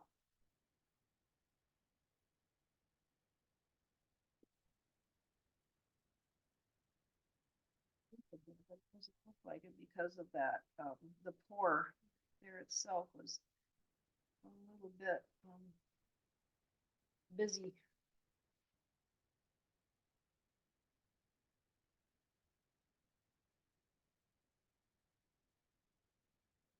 I think I did that part. So I'm going to stop there, and I think this is where I will say that we're going to break for lunch. You can keep working, but we'll break when it's 12:15. Now, another little thing I learned from John Selman, and I just did it without knowing it. if there's something that I want to granulate a little bit more, I saw him do this and I went, what in the world is he doing? And he just made the granulating happen a little bit more. Deb knows that you were in his class, weren't you, Deb? Yoder? Oh, no? No, I wasn't, I was around, but I wasn't in class. Okay, well, now you know. Yeah. So. All right. Any questions as you work? All right, I'll let you finish up with, tell me where you're at with your roses. Are you at rose number 2 or 3? You can go ahead and unmute yourself and talk if you want to. 4? Oh, awesome. Okay, Pat's on 4. So Ruth? Jennifer, I'm starting 4. Okay, very good.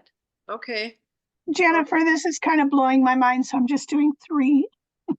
okay, I'm that's still fine. Well, now working we have all day to work on this. I mean, well, the rest of the afternoon. And so, Right. you know, don't worry about it.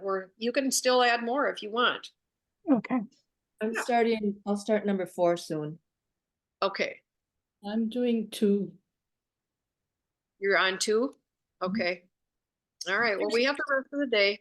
Lynn, Just what are you curious, doing? Jennifer. How many do you usually do? Do you just kind of keep going until you feel like you have enough? I do an odd number if I Mhm. paying attention. And as I said earlier, sometimes you have to take the brush out of my hand or I run out of places on the page because I get so carried away with negative painting. But yeah, It so is pretty mesmerizing. it is. Lynn, what's your question? No, I don't have a question and I can't remember if I did 4 or 5, but I have, I put it up here so you can see. Okay, can you highlight her, Sue, for me so I can see it in a bigger scale, please?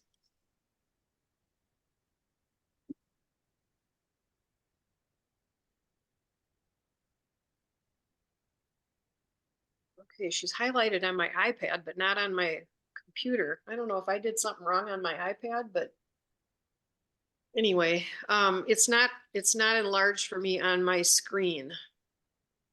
Maybe I need to do something. No. I'll tell you what, Lynn, would you say something? That'll help. Okay. Okay, sure. Yeah. Yeah, I think I did 5, but I might only have done 4 because some of my values were a little bit, I've kind of lost them a bit. Okay. But I'll see if I can do another one. Are you able to see it? Yeah, I am. So you have 2 going. Yeah. Okay. All right. So yeah, I think when you are working on your going around the stem or whatever, maybe work it out a little bit further. Okay. And Okay. then it'll give the outside edges a little bit more value so that when you put your next rows in, it'll look like it's receding. Okay. Okay. I'll do that. Thank And you. then, yeah, and then you're going to be adding more.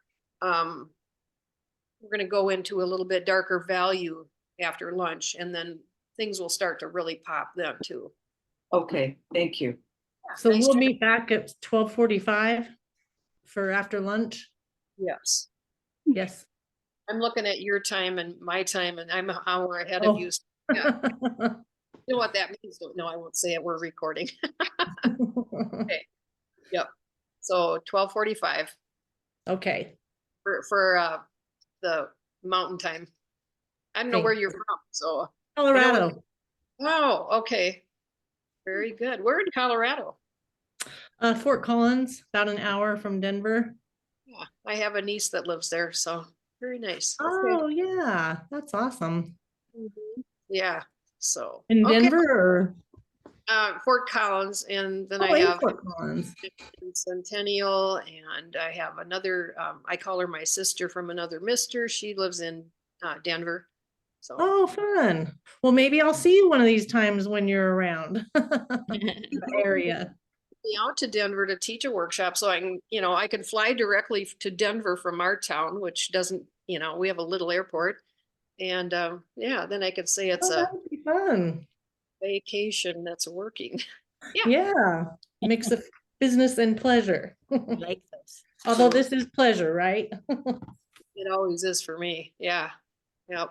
If anyone else has work that they want to hold up, unmute yourself and say something. We've got it on this thing on speaker view, so that as soon as you say something, if you unmute yourself and hold your work up, we'll be able to have a look.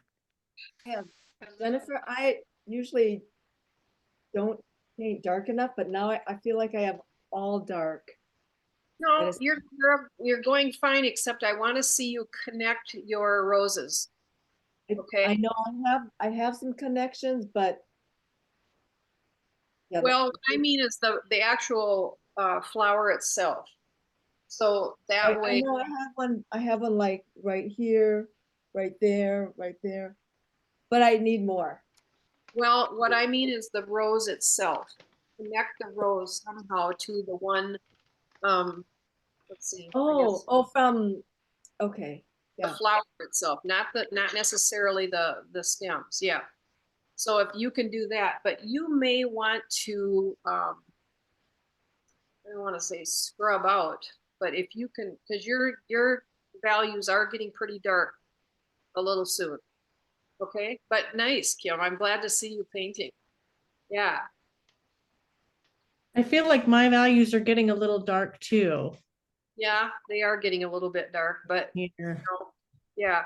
And if you guys can, maybe I didn't make this clear enough about connecting your roses a little bit more. I see that you have a sepal connecting that one rose. The first, which one is your first one? I think I know which one it is, but I'm going to ask you. This Yes, one. it's the one I think. Okay, so if you could have maybe put that rose a little bit closer, and make it look like it was coming, the second one behind it, then you've got the value change. It makes more sense. Mm-hmm. So do you think it would be good as I'm going along to maybe start adding some blue to my red or Not yet, not yet? Okay. but yes, I agree that maybe, you've got to keep that value down at first, so that you don't get too dark too soon. Mm-hmm. Because we Okay. are popping this with some really dark darks. Okay. Hi, Hello. my question is around the top roses. Tell me what the question is, though. They look like they're not, I don't want to define by a line around it, but there's two there. Okay. Did you paint them both at the same time? No, Okay. number 1, number 4. Oh. Okay. Okay. I do need to figure out a way to make this a little bit more clear. Number 1 and number 2 should be connected. No, with the flower itself. Not with the stems. Is with that the- what you're saying? The yes. flower should be connected, because I think I was connecting the stems more than the flowers themselves. Did the stems as well. Okay. So I don't think it's a lost, painting or anything like that. So I think what I would do is don't get too much darker. If you can add another one, maybe point it a little bit, yeah. Because really all three of them are just kind of, when I squint, they're kind of almost reading the same value, except the one down in the lower left has more white in it. Cool. So That was 1, 2, 3, 4. yeah, 1 and 2 are the ones that should be connected. Then 2 and 3 should be connected, or 2 and 1 can be connected. You can pick whatever one you want, but I like them to be connected. The flower But the itself, flowers, the flower petals, not the stems so much as the flower petals. correct. Okay. Yeah. I'll make a point of, you've taught me something here to be a little bit more, this happens in all of the workshops I teach this class in, that it doesn't always come through, as clear. It's probably hard when you're on Zoom too, as opposed to where you can be walking around and saying, oh, wait, you're getting a little too dark, or oh, wait, I want you to do it this way. No, I usually don't say anything. I just whack them with a ruler. Are we supposed to whack ourselves? No.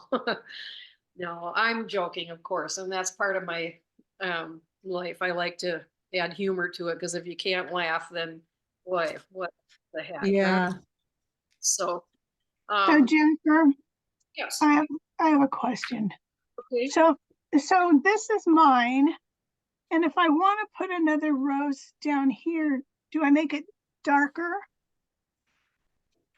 Well, you're going to be painting around it, so draw it in and connect it with one of Okay. those roses. The one that's, if you could point to the one that's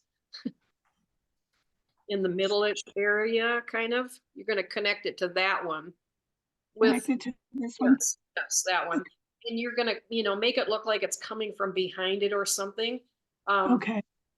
And So I probably need to make these areas. I had a lot of white, so I probably need to make that a little darker. don't worry about it yet, though.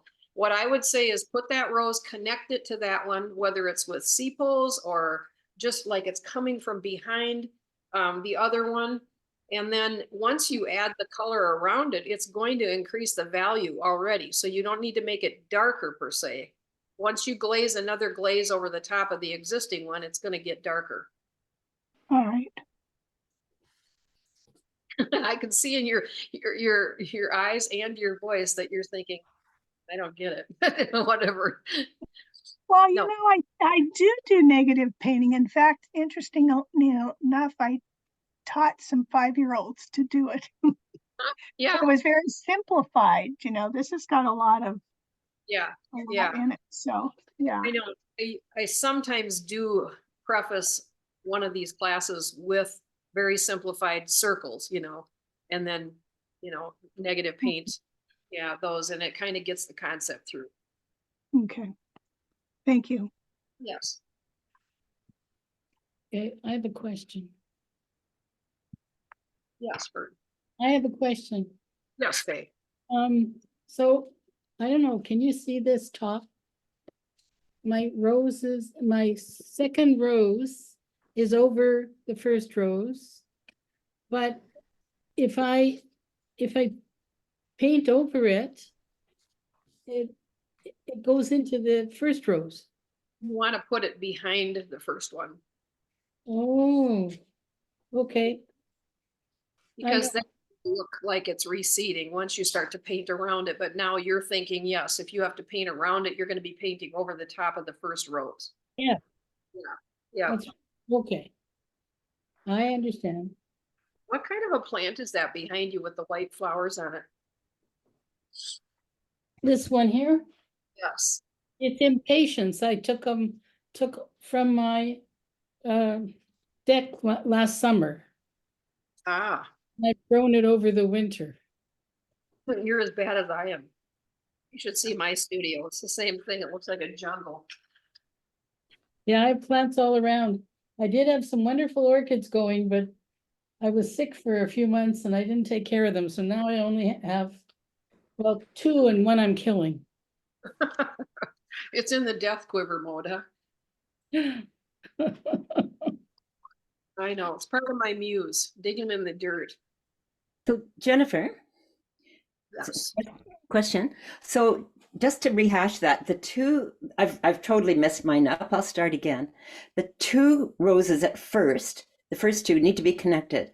After that, connected anywhere via the stem? No, I like to connect the rose itself, the flower. Every single time, correct the rose head? Yes. Even may I have another peek at yours then? Yeah.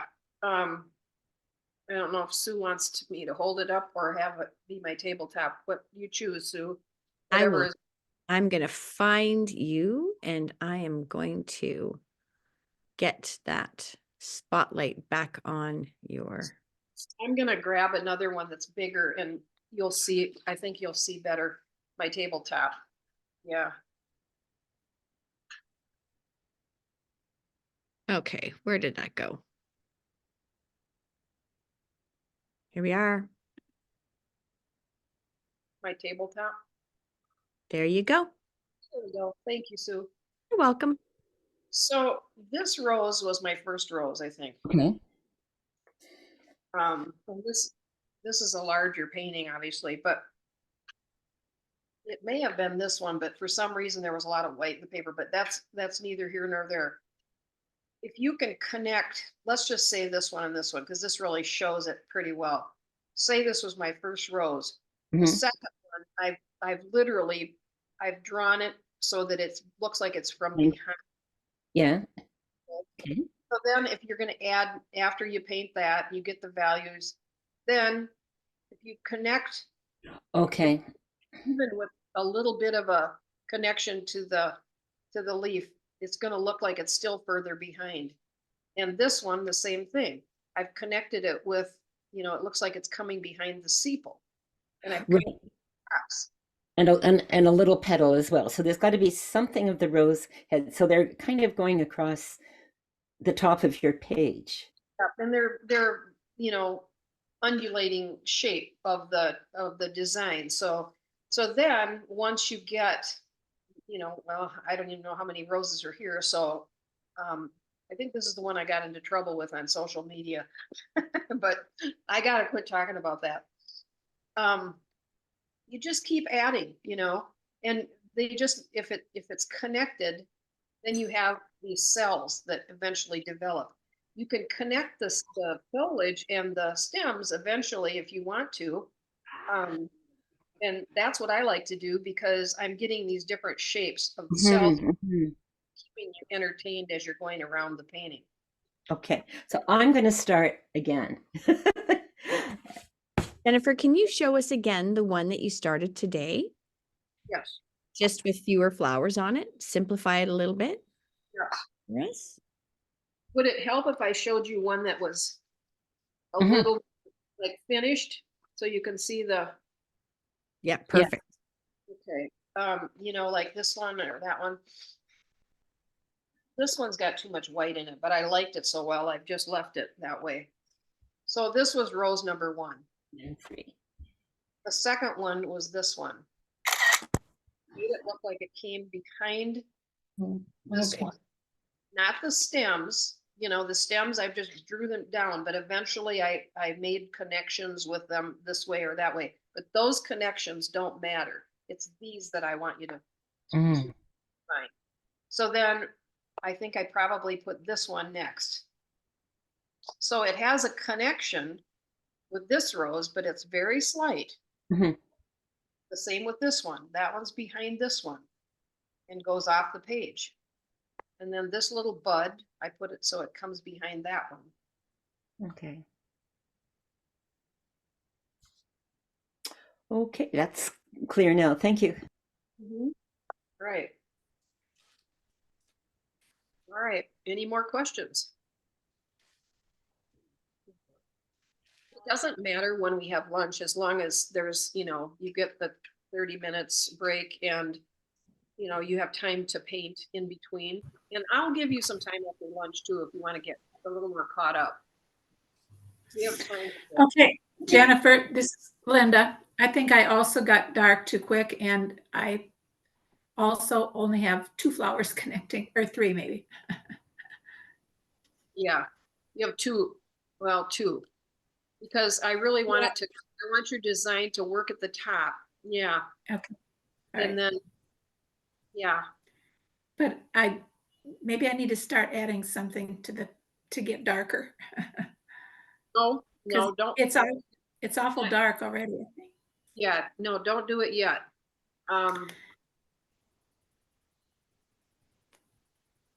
That third rose that's off where your right finger is. Yeah, Yeah. I wish it was connected. I wish it was up there. Do you have another one started up at the top? The one right here, yeah. Okay. All right, be careful of your design because you've got kind of that stair step, Oh, okay. So you can fix that without any problem. You can just add another one to the one that's in the middle. Yes. Connect it off to that, yep, to that side and make it go behind the one that's in the middle. And then Right, you okay. develop another rose. And you may have to, use the darker value to get to that now because you are pretty dark. But you have enough experience that I think you can pull that off for sure. Okay. Okay. Anyone else need to share? I saw Pat holding up a glorious yellow creation a little bit earlier. I'm watching turkeys and deer out in front of my studio. They're just like everywhere right now. Sorry. Pat, what do you have? She's muted and Pat, if you're there, unmute yourself and hold it up for us. then you'll be highlighted. Yeah, okay, there. Oh, yeah. I don't know, can you see it? I can, but I think we need to have her highlighted Okay, highlighting. Okay, or spotlighted Yeah. or whatever. okay. Oh, look at that. Beautiful. You have some nice good. shapes in there. Really nice. Now Pat knows My- about My favorite color, quinacridone gold. to be my favorite color too. Not that I have so many favorites now, I can't, but quinacridone. Okay. So are you gonna try to keep it monochromatic? No, I'll add color. Okay, all right. Look at her roses. They're real. Very nice. Thank you. Yeah. Okay. I'd say you're doing great. How many do you have? I have 1, 2, 3, a little bud up here and something. I'm not sure what that is. Whether Perfect. it's a rose or a leaf or. All right. Well, you're ready to, you can start adding even more foliage if you want to down below. If you, Okay, or, you don't have to, but then it's gonna kind of carry through a little bit. Yeah, nice job. okay. All right. Gorgeous. Anybody else want to show? I'll put mine up. Here we go. Okay. I think it's overdone. No, I don't think it's overdone. I think that, your value could have been a little bit lighter. Again, I would like to see those roses connect. That the petals connect so they're not, so scattered. Okay. These ones at the top are kind of overlapping, but like there's 1, 2, 3, 4, 5. Oh, show me again, because I'm not seeing all of them. Oops. They're too much the same value. Okay, well, you know what to do. You remember what I showed you about going behind and enhancing it a little bit and then pulling it out with a thirsty brush? I'll try it. I'll tell you what, I'll do it again. I'll show it again. Okay. And then that way you can give it a try. All right. So we need to go back to Jennifer's desktop here. So I'll make this one. I've got my painting upside down so I can work with it without getting my hand in the wet paint.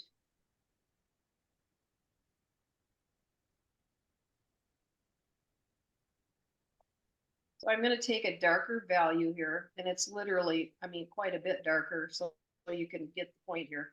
And I'm going behind with the rose that's behind it.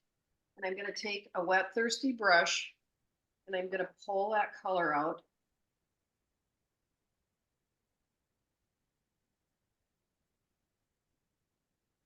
Oh, okay. Like that. I need to, so that it's just watered down enough out towards the end so it goes behind. So it makes it look like it's receding. Okay. Did that help?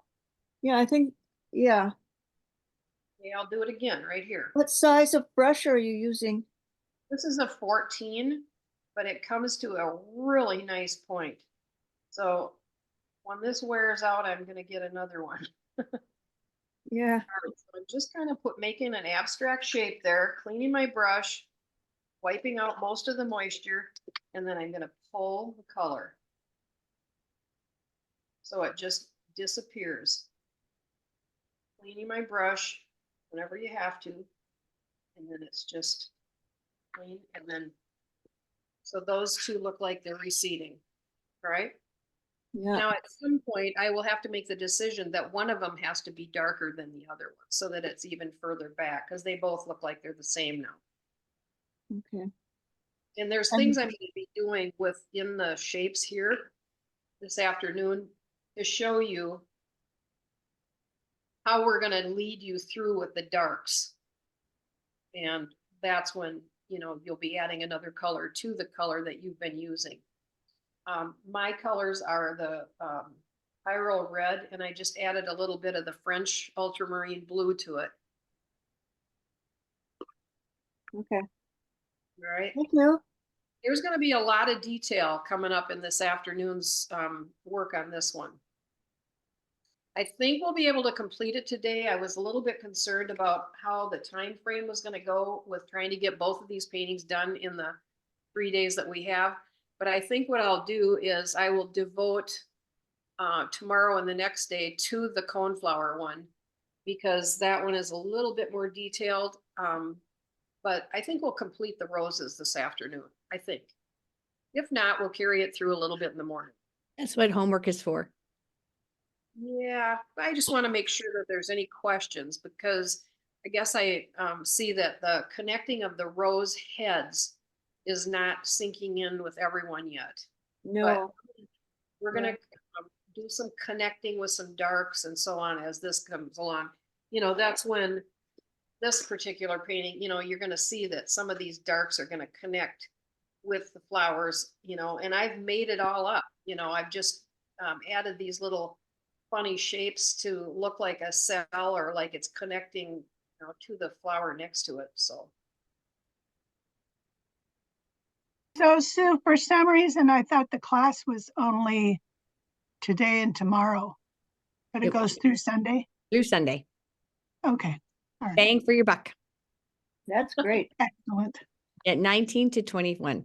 And if for some reason you have to miss for a bit, every day is recorded and will be sent to you at the end of every day. Okay, great. Thank you. Is anyone else need to show, or should we break right now? Yes, I have a question hi, about Kathy. my composition. Okay. I don't know if this shows really well or not. I think it was. Get a little closer here. Okay, I've got, this is flower number 1, 2, 3, and 4. And this one, it's just touching with the Sepal. And to here. So I'm wondering if I need to put one here and then one over here. I would do the next one over to the area where it's closest to your face. Okay. And I would bring it up so that it's not in line with the top of that second flower, and yet it would be lower or higher than your third flower. And then take another one maybe off the top or something, and you could even keep going. Okay. Take some off the edges of the paper if you wanted to. Yeah, nice. Yeah, okay. All right, thank you. Last time I saw Kathy, there was a horrible, horrible storm up in North Dakota when I was teaching up there, remember? How can we forget? Yep. How many inches of rain did you get that time? Oh, I don't even remember. It was a lot anyway. And a lot of hail and Yeah. They had us, prepared to leave our hotel rooms that night too, to come out into the center because there was a tornado warning. So that was an exciting time. Yikes. Doing well on that painting though, Kathy. So, all right. So we're going to break for lunch. Break for lunch, half an hour. That would be just after 1 o'clock. Our time in the mountains, and 2 o'clock in your time. Yes. Okay. So half an hour. I'll put the timer on. I'll be on 5 minutes before. Very good. Thank Here we you. go. Enjoy your break, everyone.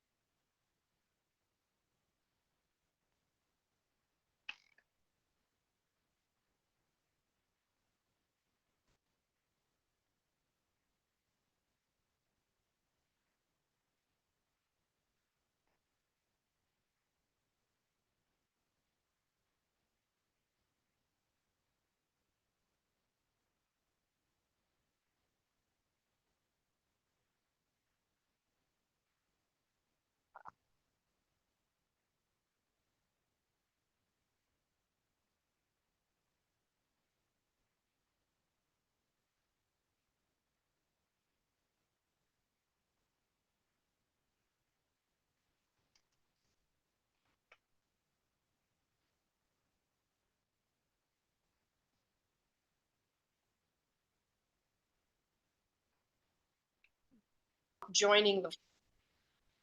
So I wanted to kind of reiterate that, and that's why I put the painting up that I did on my table that has the flowers connecting. And some of you missed the memo about, they need to be joined up, but I meant the flower head itself, not the stems. Now, having said that, eventually, some of that stuff will get connected, but the main thing was for the flower to be connected to the one next to it. Whether it's with a tendril or whatever you want to call those things. And these are the sepals. Now, I just make these up sometimes, and it works for me. So I just wanted to kind of reiterate that so you understand that a little bit better. I've kind of forgotten the order of things. So we pour one, right? So there's a pour, and then we do it again, right? And Yeah. then we do the flower. Steps one more time. I have them here for you. Okay, that's one pour. Yeah. This is 2 pours. Right. Okay. This is another one that has 2 pours. So it's a hot mess, is what it is. Right. So I need to do one more pour. That's as far as I got. Could I just ask, am I on?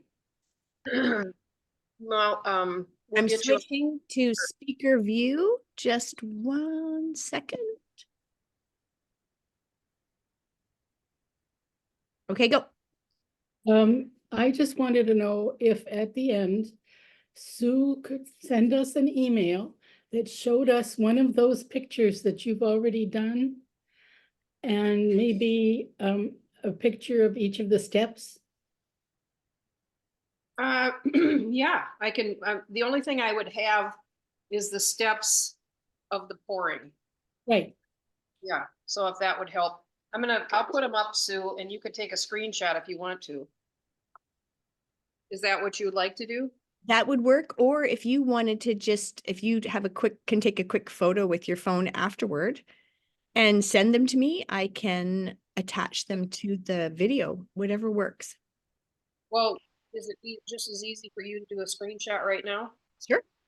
Okay, that I have, well, I'd like to have something a little more simple, but see, I went and I used it. So I guess this is 1 pour, this is 2 pours. They're not the same colors, but just know that. And each one that you pour, if you were to pour 3 pours, then the value of that very same color is going to be increased. Because it's going over the subsequent pours. All right. Did you get the screenshot? Yep. Okay. All right. I found with my So I went ahead and drew my next rows in because when I made my soup, it was too hot. So Goldilocks decided to wait until it was just right. And I was a little bit late in that because I got tied up in my drawing. I got lost. Now, mind you, Jennifer never forgets to eat, but I was a little bit detained. So I'm going to go and here's my rose up here. It's connected with a sepal and a stem. And so it's going to look like it's a little bit further back when I paint around it. I'm going to continue using the same color, and because it's been sitting in this jar for a while, dilute it a tad bit more.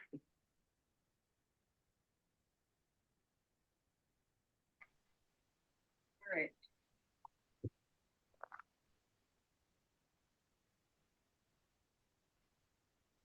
So this one is, right at the edge of the paper, and it's going to be my last rose. So I'm going to go ahead and paint out to the edges of it with the Pyro red. And once that's dry, that's when I'm going to start adding my dark colors in to connect and make some of those cell shapes and so on. That rose should start to appear. on the right side anyway. Now, another thing that I like to do as I'm painting along, and this is just a little,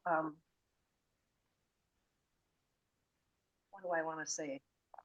It's a tip that I really think is important. And I think it's one of the things that makes my paintings, in my opinion anyway, stand out a bit.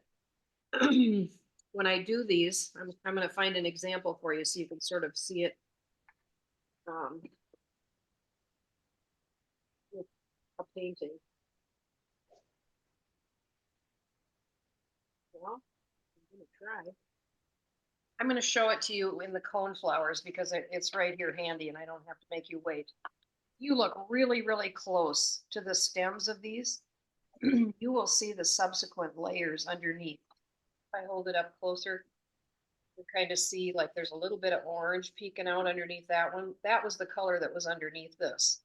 And I took the dark, so it's a dark brown, and I left a little bit of that. And if you look along here, you'll see a little bit of that kind of orange color along the edge of that stem. So I leave a little bit of the history there. I don't know what it is about me, but that's something that I really like to do. And I think it really pops the painting. So all along these edges of these leaves, there's a little bit of that history showing. So I'm going to do that with my roses as well. When I get into the darks, you'll see it better. I'm going to go up on this side of the rose so you can see this one completely pop out. I'm leaving the history right there along that little stem that we left.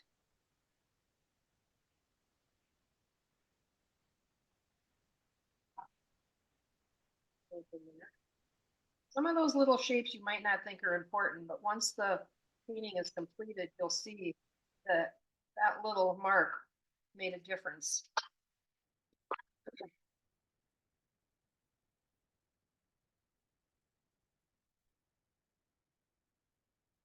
So that rose ought to be showing up pretty well. I'll be popping over to that side, but this is a perfect place for me to stop and incorporate the stem and so on into. So I'm going to continue working here. All right, this is where I make last minute decisions without sketching. So I want you to know that, you know, if you've got some experience in negative painting, then please, you know, feel free to do this as well.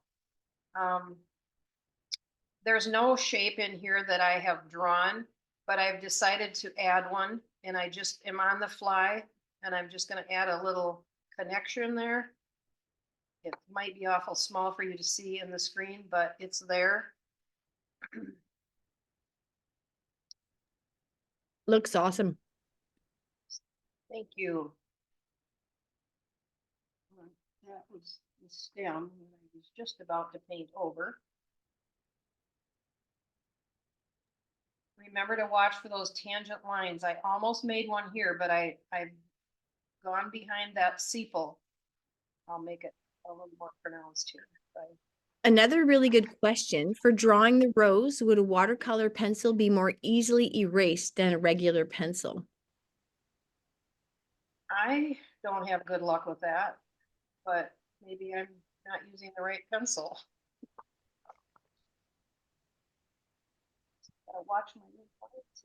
There's some of them are kind of faint, but you can see that it's starting to really pop out now. And it's really going to pop out once I get the darks in. So all of those little things to me add a lot of interest. And you can see that this stem looks like it's further back.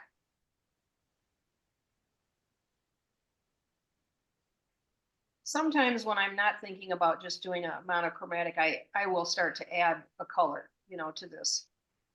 Especially when I'm starting to develop the roses, because you know, maybe the next rose might look like it's a little more lavender, and this one, you know, might have a little more orange in it or something like that. But I was trying to simplify it today. But if you're ready for that, go for it.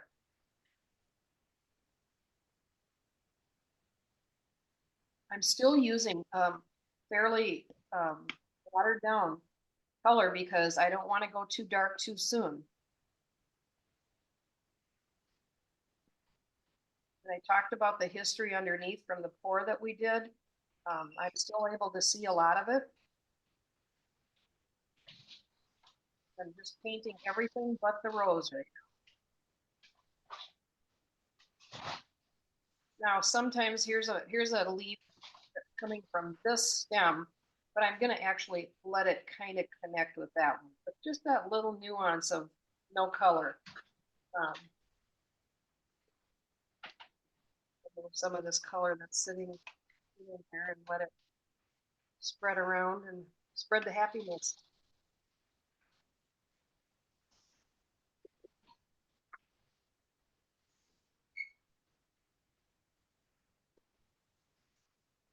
Don't forget those little hiccups in your stem.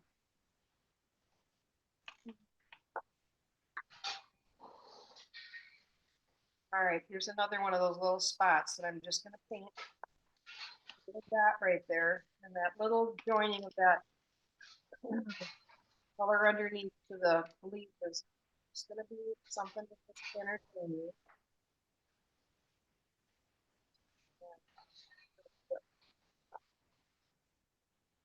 This is when the pouring, where I'm not painting the stems and stuff like that, that's when you see, the fun little stuff that's going on within.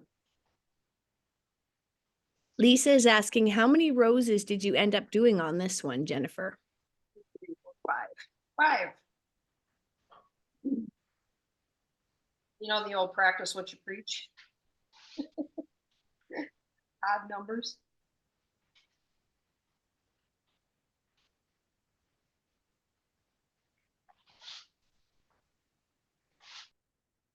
They're going to show up a little bit better as I get some of those darks in, because the main rose really isn't all that great. I wanted to include this white in there, and that's what got me into trouble, I guess.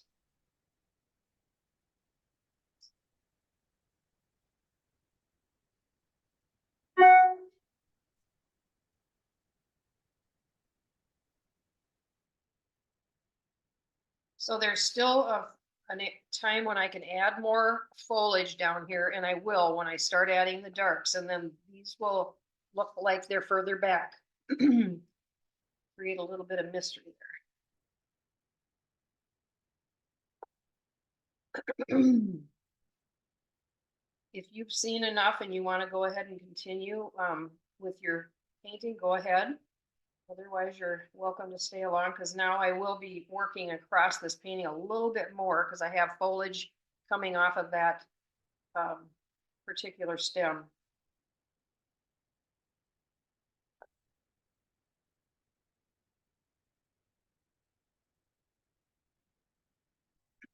As you're drawing more stems and foliage, don't forget to add things that are going behind. Like, for example, this leaf shape I have down here is coming off of this stem, which was my first stem. So now it's going behind these two stems. So it'll look like it's, coming from out of the background. Keeps me out of trouble as far as how many leaves are on an actual rose.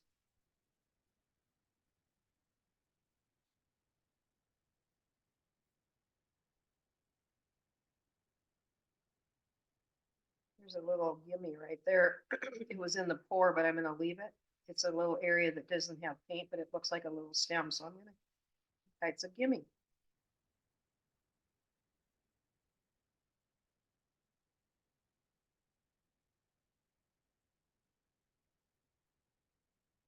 This is an area that I may want to do something with right there because it's a little bit bigger, but again, think about the variety of shapes that you're making. Make them different.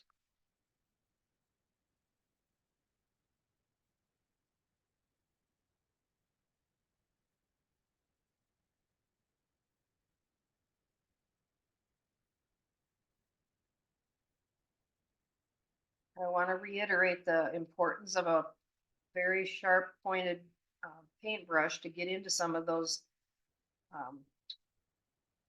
hiccups, as I call them, or the thorny stem, because it makes a difference. All right, I'm gonna flip it upside down and work this way.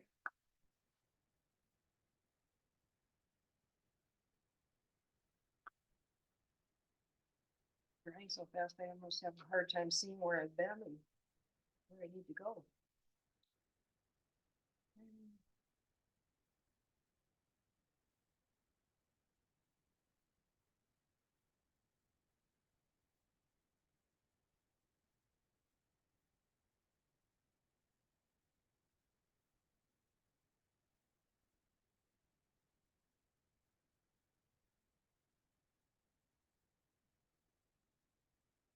Anything that I've added as I was going along here, they're gonna look like they're pushed back. So, you know, don't be afraid to add more things that are up against the stem that you're working on or adding, because that's where you're gonna be able to paint. All right, I gotta flip it, look at it a little bit.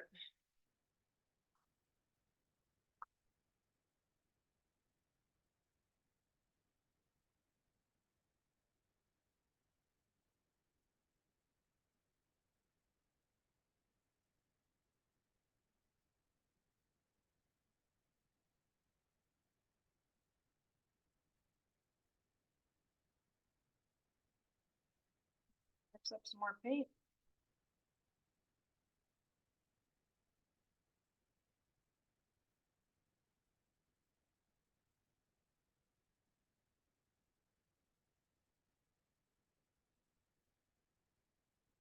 We went here, painting over it. Well.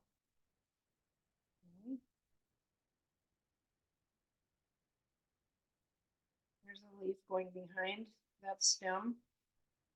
And I didn't draw it, but I'm going to do it with my brush. You would see it through this back side of this stem, so I'll just paint that out. We had another question, Jennifer, about your brush. You were going to tell us a story about your brushes. Oh, I'll set them here so you can see them. These are my Alvaro Castanet brushes. Whoa. I had to cut off my right arm to own them, and they look kind of dumb. But I'm going to tell you something. I didn't buy them just without, you know, trying something. But this great big brush comes to the most beautiful point, and you can paint all afternoon with one. I mean, look at the point on that brush. It's amazing. It is really amazing. And they look like mop brushes, but they're not. They come to a point just like this one. And so once I start painting with these, it's like, oh yeah. I mean, if I'm doing a bigger painting, I grab these every time. And they come to such a nice point that I can get into little tight areas. Yeah. Anyway, that's because we're recording, I have to kind of be careful what I say, don't I? You can tell me to turn it off for certain things if you like.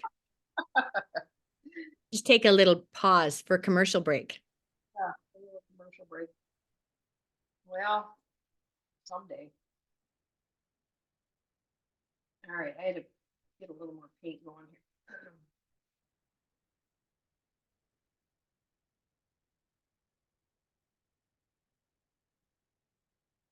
Once I get this is, you know, as boring as watching paint dry maybe, but I don't always enjoy watching an artist paint, but this is pretty repetitious, and I'm going to add some fun stuff after this gets dried, and I'll start going a little bit darker, adding a color to my existing color. It's funny how we're all different that way. I love watching an artist paint. Yeah, I do too, and I learn a lot. Learn so much. Yeah.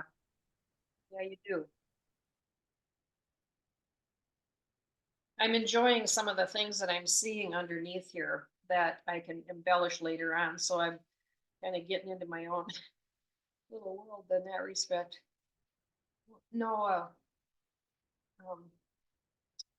offense or harm, whatever. All right, there's a stem. I want to be careful and keep it. Okay. Nobody's snoring yet. Sometimes it does make you get a little drowsy. Okay, so You can't, your nap's not for 35 minutes? no, Ginny didn't get in on that. She'll get in on that when we have the recording available. Ginny, I'm gonna take a nap, but you guys are gonna paint. And I'll mute myself so that it doesn't wake you or disturb you when I snort.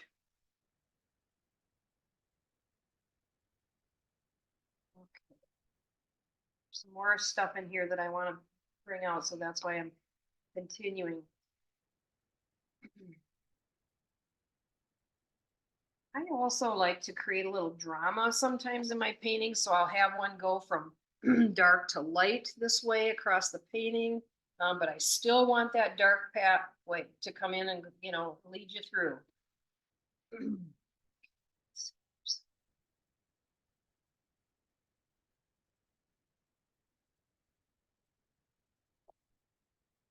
Anybody seeing the rose? Roses.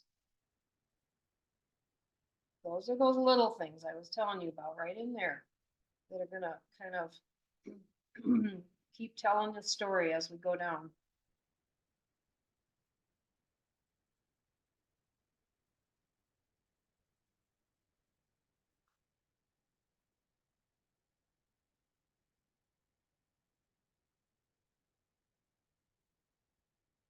I can still see the history.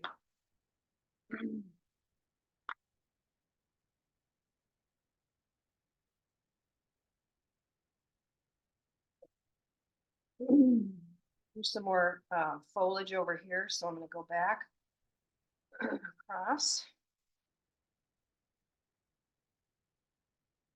So many of you know that if you want me to look at that center of interest, you're going to put your darkest darks next to your lightest lights. So when I get over to this rose, I'm going to really start to pop that girl.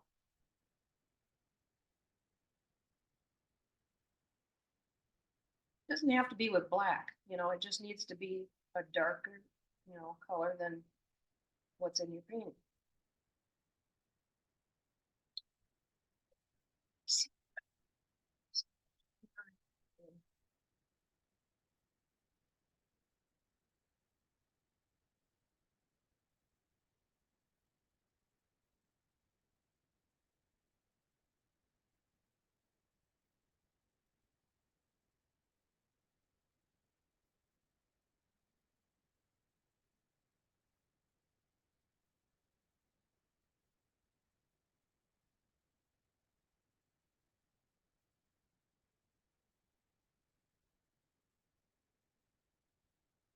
Anybody have any questions? It's getting kind of quiet.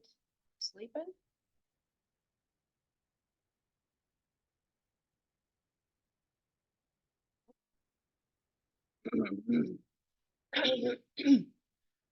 Excuse me. Seeing a lot of people busy working, Oh, good. and some like me intently glued.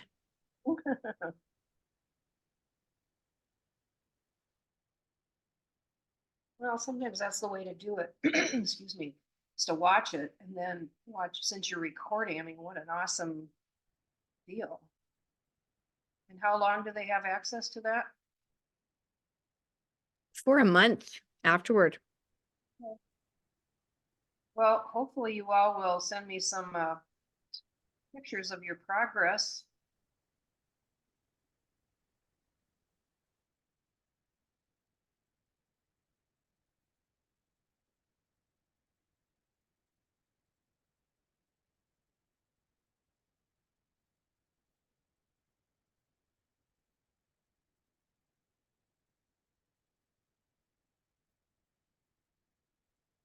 And you wish you could fast forward it through this part so that I wouldn't be keeping you, but this is how it is.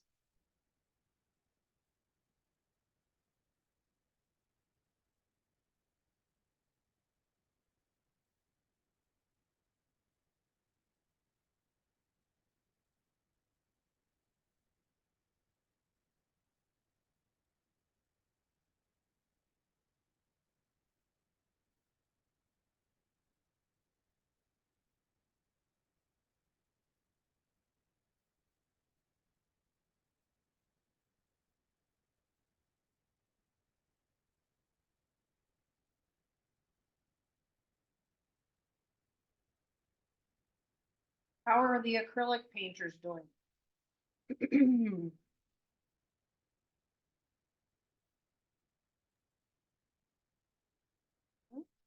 Mine are very much in the development stage still because I'm busy note taking and pushing buttons, Okay. which is A-okay. How about everybody else?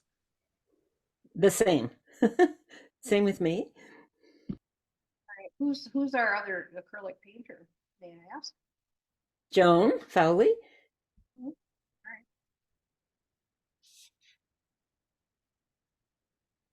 Now everybody's wondering why they're painting in acrylic, so I'm gonna just come right out and tell you. There were a few people that wanted to know if this workshop could be done in acrylic. And I said, yes, it can, but I won't be teaching it. So I assume that, you know, you're still doing okay with it. I just, when I paint with acrylic and am working on like a watercolor type of painting, I just water it down really with water, but there's other mediums that you can use. And yes, I own them all, but do I use them? No, I'm pretty easily swayed over to the to the water dish. But there's a little chemical, what is it? Theory that watercolor or the acrylic won't stick to a canvas because there's not enough, when it's watered down, there's not enough molecules or something. Isn't that right, Sue? And The idea is when it's that thinned, that the second layer will actually disturb the paint pigment and then kind of muddy the surface. And so I'm using acrylic on paper and I didn't dilute the first pour maybe as much as I should have. And so I have a couple of really sharp lines. But you know what? I love to work on paper because if I end up with something I hate, I either just go super dark on top of it or I cut it off. yeah, there's always white gesso. And the process is the same in acrylic. It's just a slightly different mobility of the paint. Okay, so I'm gonna dry this, so I'll mute myself, and then I'm gonna start going in with some darks. And then you can kind of see, some of this is looking like I've got the wrong values in there, but it's still wet. So one moment, please.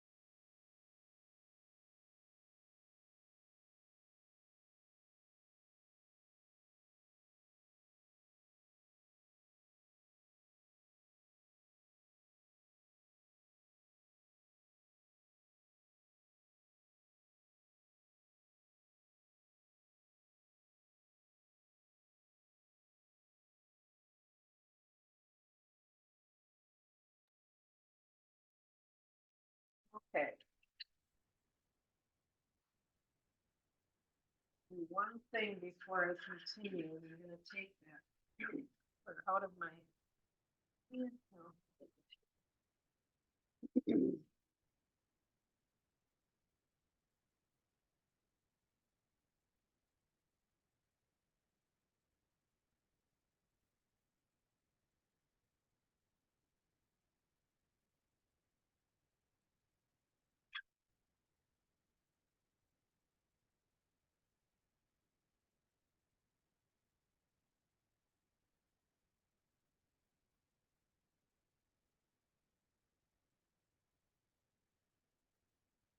So I can either draw the shapes in or I can just freehand them if you're comfortable with that.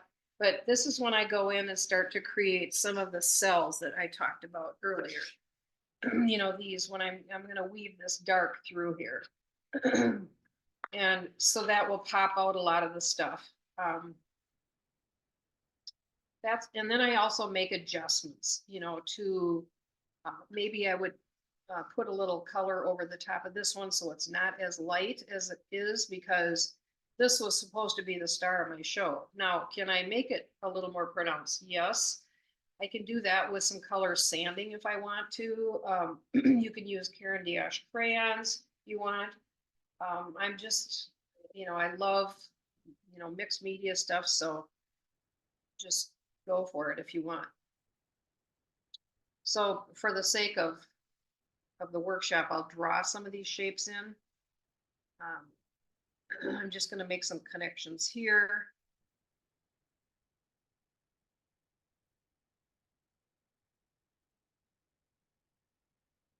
Sometimes I make the sepal come all the way across.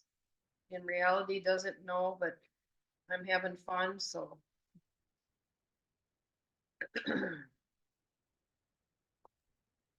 Jennifer, that's just a chalk pencil? Oh, yes, I'm sorry. This is just a General's charcoal white pencil. Yeah. And it can be removed with a little bit of water, but sometimes I just paint over it and it kind of goes away. Or I leave them. Sometimes they're still in my painting. So I'm going to really darken this over here. So I'm going to actually make some connections with this rose going off the page like that. Just for fun. I mean, it's probably not what it would be like in reality, but that's the way it's going to be. Sepals are kind of a neat little deal to add to a painting. All right.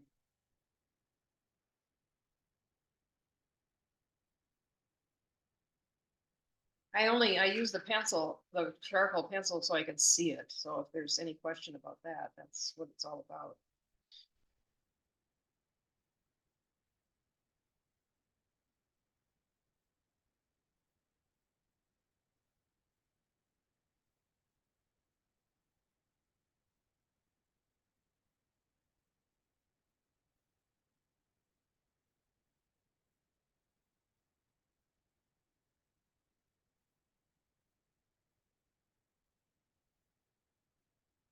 These are no brainers for me, these little areas where I want to just connect some. So I probably will add them without drawing some, but I think you get the idea. So, all right. So what I did is I mixed up some red and the blue, and I'm just going to start adding that first. And I may even go in then with what I make black.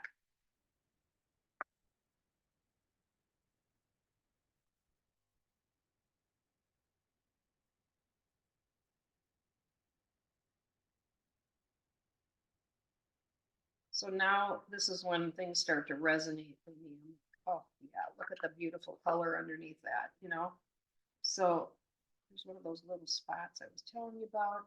Faye's got a question. Oh, cool. Go ahead, Faye. Is she muted? Just unmute Faye and you're good to go.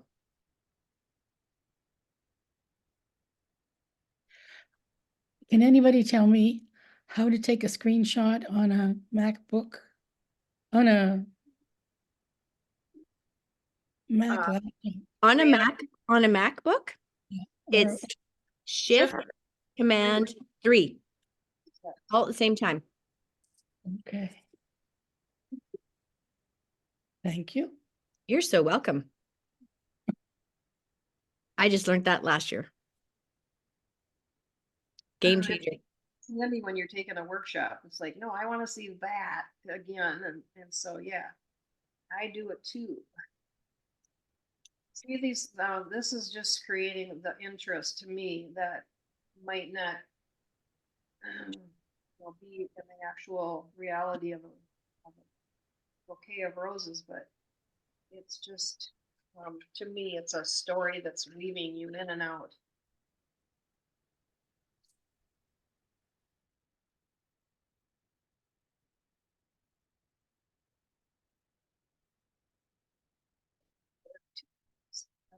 So Faye, you'll find those photos in your downloads.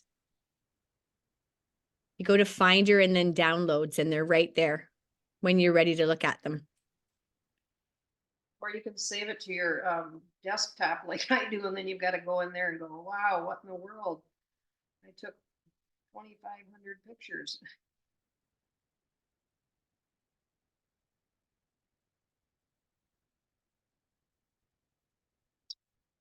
Now, this is when I like to leave the history of what was there before, so I'm just leaving a titch of that color that went around these things the first time I went through. And it just, well, if nothing else, it's a value change that is a little more pleasing to the eye. But personally, I do it because of I think it's really a cool look.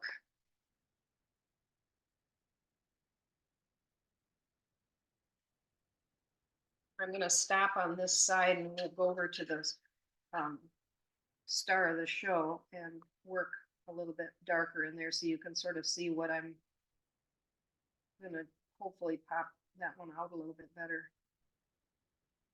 Linda is asking if you've added another color into your red. Yes, I did add the French ultramarine blue.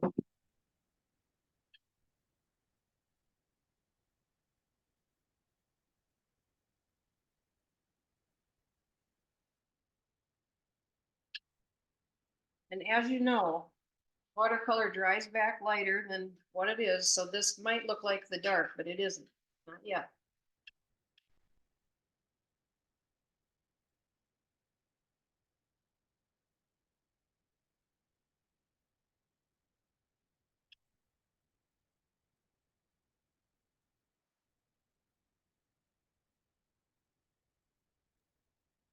I'm just intrigued with your brush pressure. So neat to watch how you move it around to get different sorts of marks. Gorgeous. Well, I'm having fun. People wonder why they never see me. It's because I'd rather be in my studio sometimes and paint. I don't know, I'm just addicted, you know? And it isn't that I don't like people. I love my friends, but I forget where I'm at sometimes and I'm painting. Yeah. Okay, so that.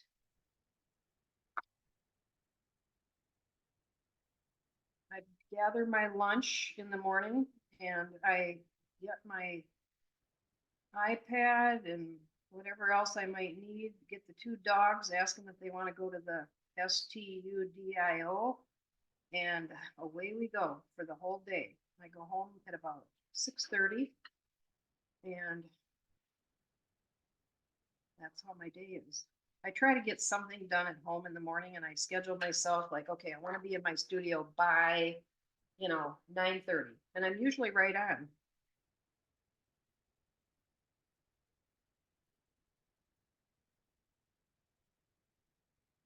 Here's one of those little gimmies. I'm going to take it right there. It's just a little connection that I like.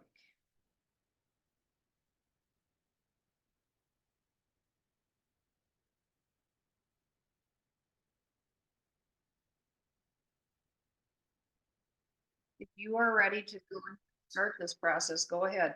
I'm going to keep going with this. I'm going to come up to the top though and really create a dark on this side, I think. Either that side or this side. I haven't decided yet. Should be where the center of interest is, I guess.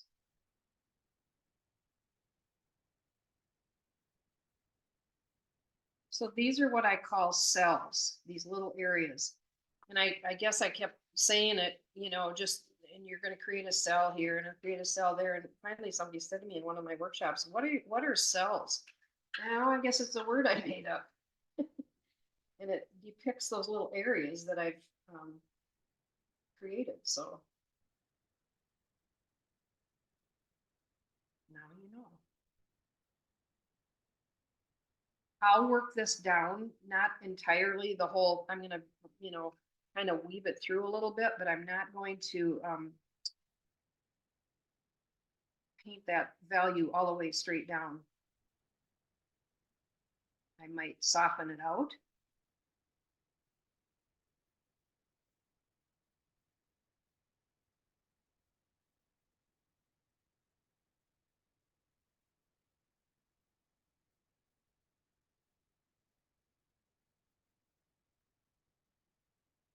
So you can kind of see, the stuff that's happening in the background, but I don't have it connected necessarily to something else. It just looks like there's some interweaving going on there. I'm going to continue down with this, but I want to come up to the top first. So bear with me. I'm going to go on this side so I can really pop the center of interest. Okay, so I'm going to leave a little history. Not a lot, just enough to look like a little glow behind it almost. Did Louise join us? She couldn't today. She may tomorrow. You probably told me. And Marilyn is back. Good.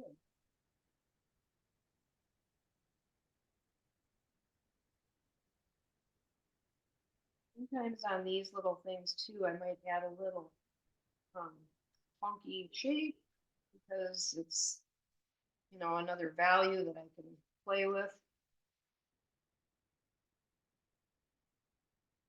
All right, so that side is done. But it's not done. I will be adding some really dark water in that area. It's not.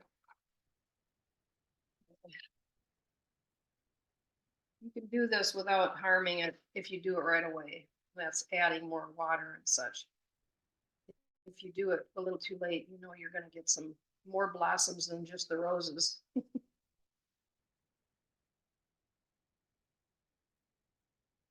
Fooling around with the granulation.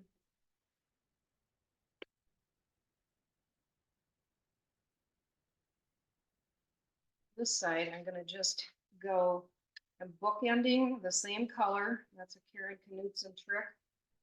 You put that same color on this side, and then if you want to change it, now's the time to do it after you've added that first color.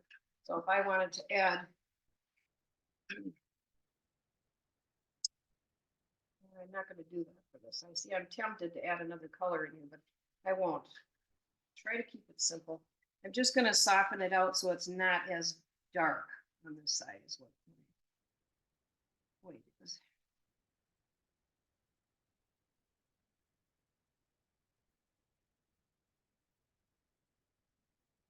sometimes I get a little too anxious and I start adding the black before I'm ready or before I should, but I promise you I won't do that to you.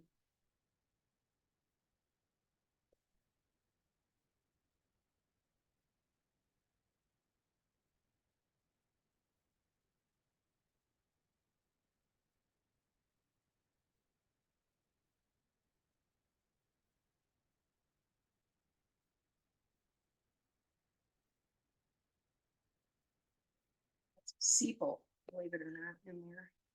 Doesn't have a ending now. Are they able to see, or are you able to see in the camera the little bit of history that I've left behind?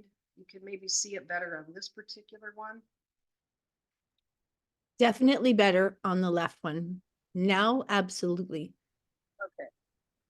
Now, you don't notice it at first, but as you, start to really look at the painting, if you even, like to look at it, some people kind of go on to the next one in the show, but then, you'll start to see those little nuances, especially if you're an artist.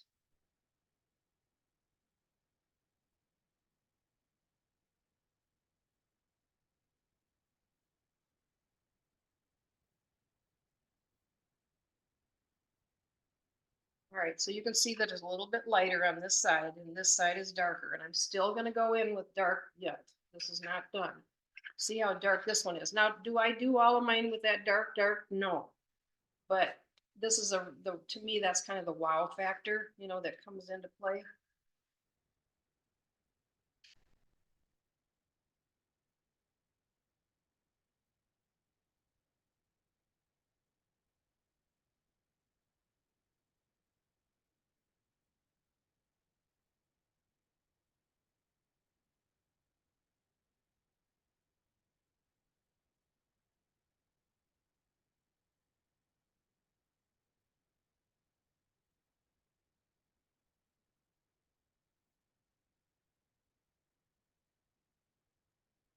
This is also a time when I like to over accentuate some of the thorns. And I just think it creates a lot more interest in that stem.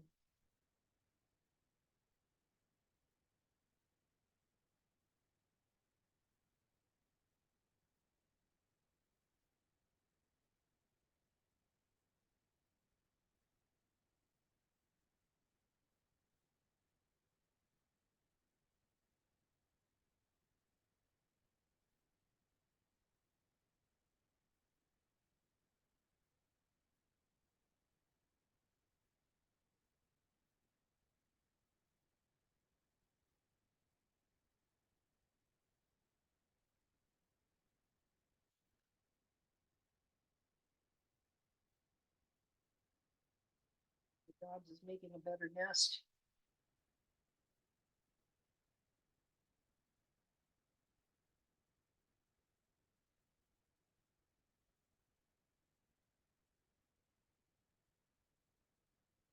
That's a little more paint here. Is everybody working away?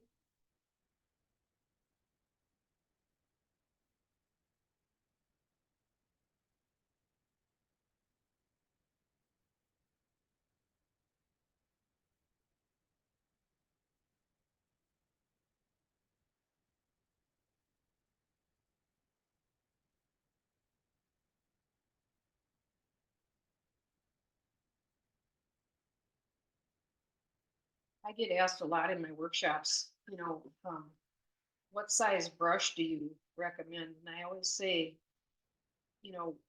use the largest brush that you can to get the job done. And don't send a boy to do a man's job.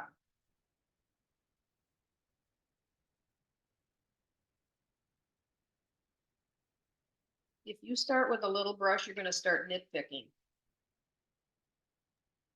Another great question from Kat. Do you ever shift from negative painting to positive painting in the same image? Yes and no. I know that's not a good answer, but sometimes it'll lend itself for me to do a positive shape. I don't think I have anything right now. Oh, yes, I do, and it'll be tomorrow. But here's an example of a positive shape coming out of a negative area. Same with this. So tomorrow we'll be, drawing outside of the box too, but not right away. And that'll all be done in steps. So here's another example of the positive. So hard and soft edges is where I'm always like, I don't have enough soft edges. Maybe, they're all hard, but this is just one of my things I like to do.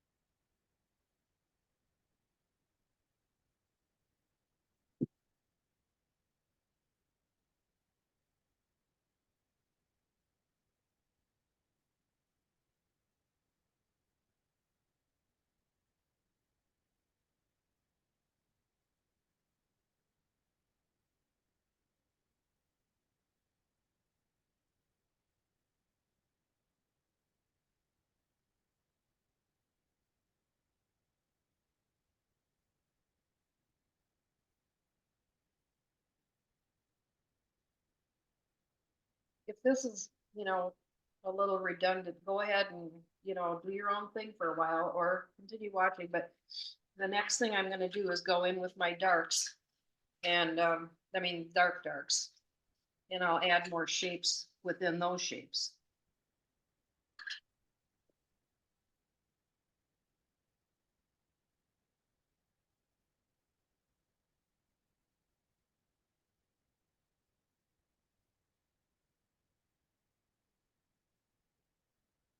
A variety of size of the cells. I'm trying to keep that going.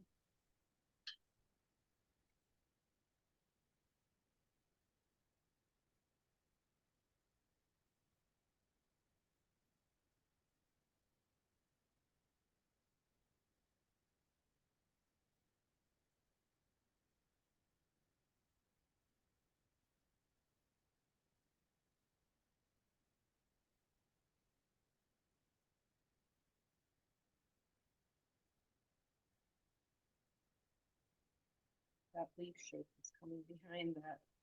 And I'll make these stems pop out too, so that they look like they're coming behind the petals or flowers that are, or foliage that's hanging over them.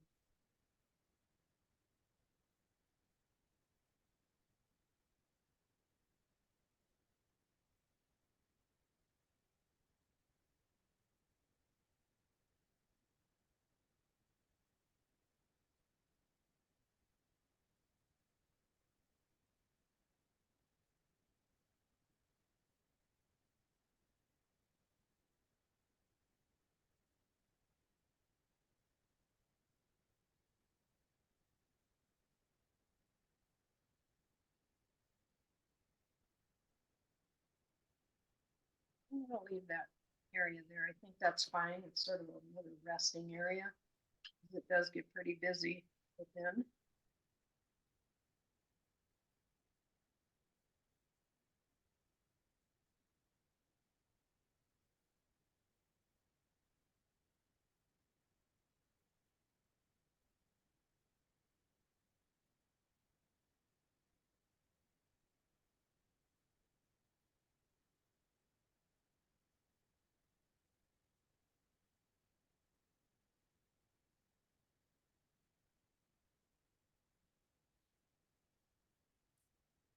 I like the way my stems have not become soldiers. There's a little bit of bend in them, so that's a nice thing to watch out for.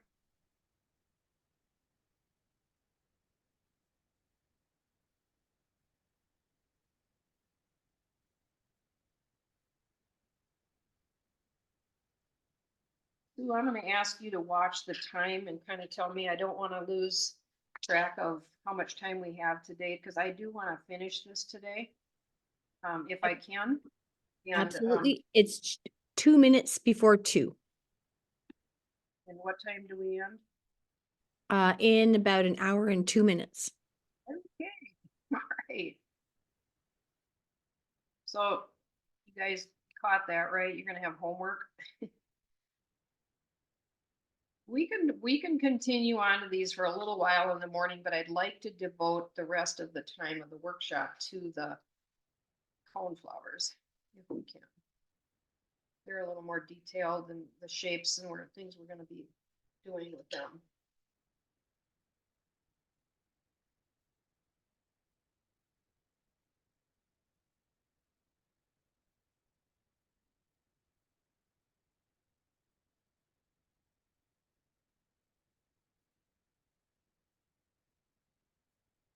See, I'm still, I don't want to say transparent, but I'm definitely not, into the opaque mode here.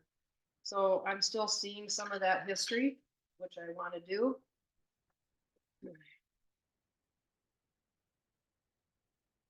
Of the pour, I'm referring to. History of the pour.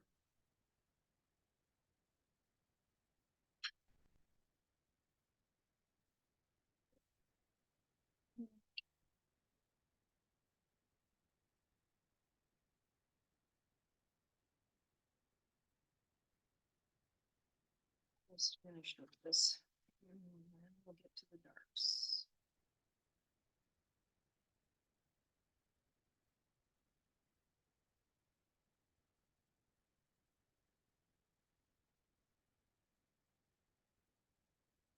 If you have too much water and paint on your brush to go into those little areas, just tap it on your towel, just ever so gently, and then go in.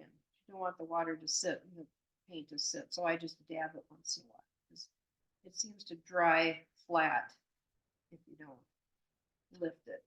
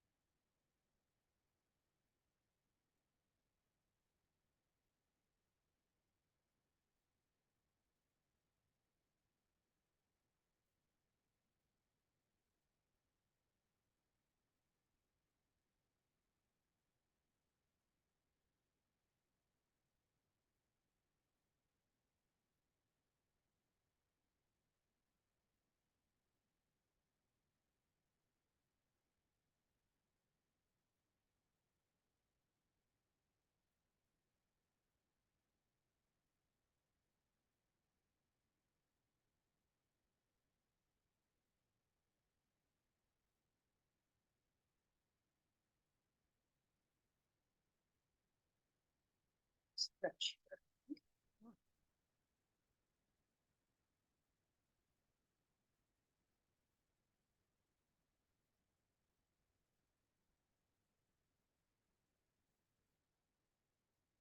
Probably dry enough for me to go into here, so. All right, now we're gonna go into the dark. So I'm gonna mix up my red and my blue. No, I'm gonna go in directly with my black that I make. I make it with my French ultra, no. Quinacridone, crimson, and Windsor green. And I keep mixing it until I get black. You know, sometimes it's leaning towards the red, so then I just add more green and vice versa. And I want it to get to be black, not warm black. I just want it to be black. This particular one. It's warm black right now, which I could leave. It's just like a really dark purple, but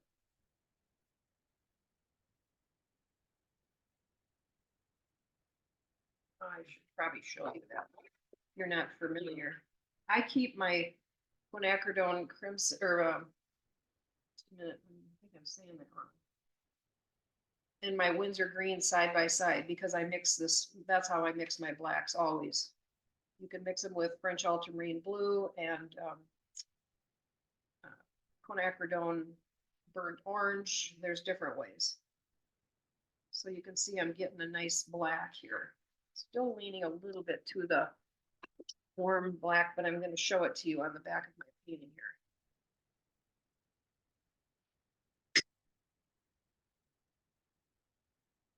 Got a little bit purple, a little bit warm, but not bad. I might go ahead and use it. But you can see how nice that is. I don't use too black. Okay, so this is when I decide, okay, who's the star? And she is. And so I'm going to go around her first. And this is when I will add some of the other, if I see a little spot for me to make another one of the cells, I will go ahead and do it. Tell you what, I'm going to give it a quick dry. So I'll mute myself just in some of the areas it's a little wet. I don't.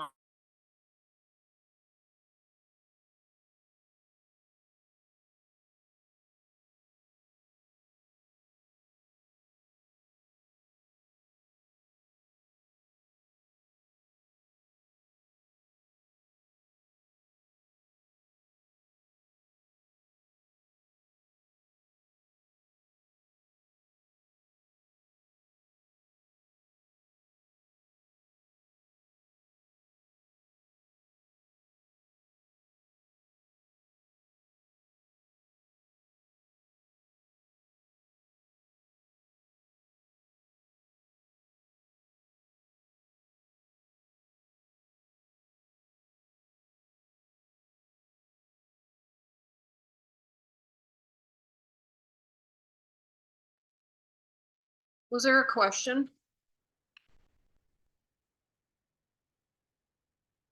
I was thinking I saw something there, but Yep, I was- a question just popped up. Can you show straight Windsor green on white so we can see what that looks like? I use phthalo green too. Is that, would you say that was an equivalent? Same thing, yeah. Just the company is different, you know. Okay, so there's their little green.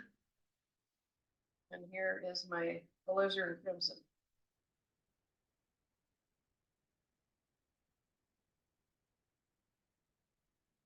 Pretty dark. And when you mix them together, you get a gorgeous color. Gorgeous. You wouldn't get a beautiful black, you know, as nice as that to me, you know. So wreck that piece because that's going to be part of the video tomorrow. Okay, so in we go. I'm going to go around, like I said, my star first and pop, leaving the little bit of history.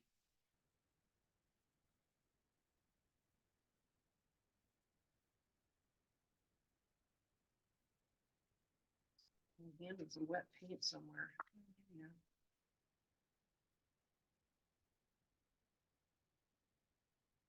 She's saying, look at me, look at me.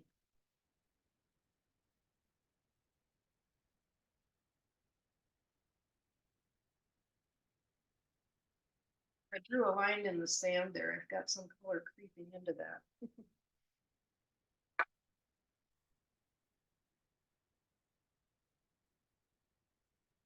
Now, I don't do a halo around her, but I definitely make her known, you know, that she is the one I want you to look at. So I will soften those edges a little bit and maybe let that bleed out a little bit, you know, so that it'll even kind of granulate. But, so I take my wet brush again, and I'm just gonna lose that edge a little bit. Not trying to, I just want it to be wet and juicy there, all right? So then the color underneath is showing through.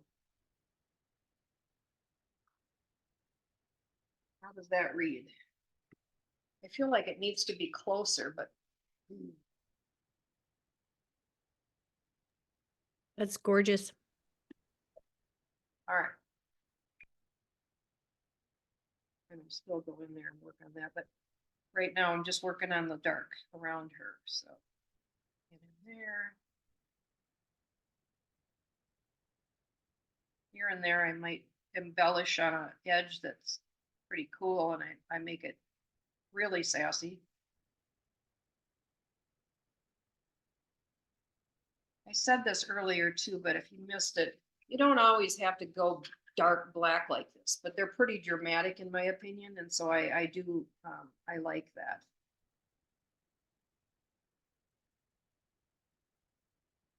So then when I get into those areas where I'm getting away from the center of interest, I'm going to use a little bit more water to the color that I'm, you know, the thicker paint. So now it's just going to soften a little bit on its own. But it's still going to read black or dark.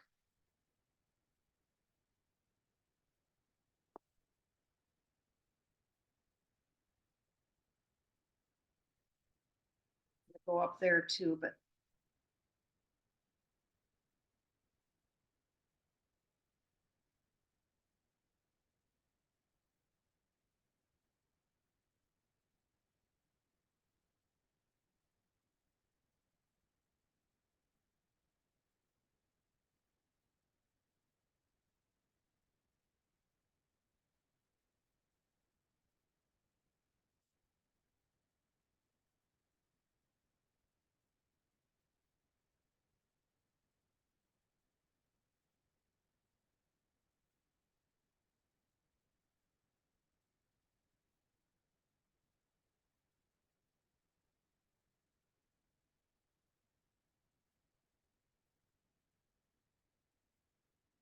so it's kind of dark purple now, is what it's doing, because it is a little bit more red dominant.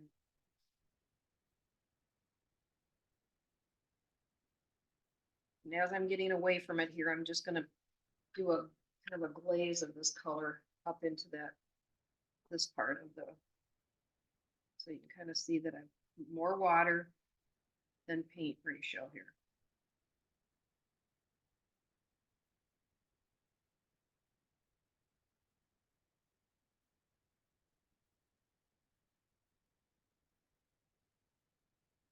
Continuing to leave a little bit of the history. You probably can't see it like I can. I'm up close and I'm really liking it. So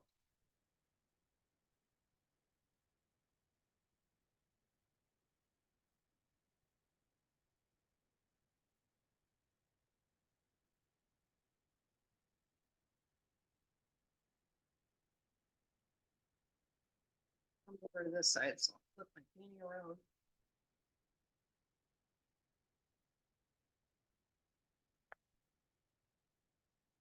This is where I will soften it as I'm going out. And it'll be kind of a, like this side where it's just a little granulated glaze that I think is really pretty. She's the star, so we gotta really pop her.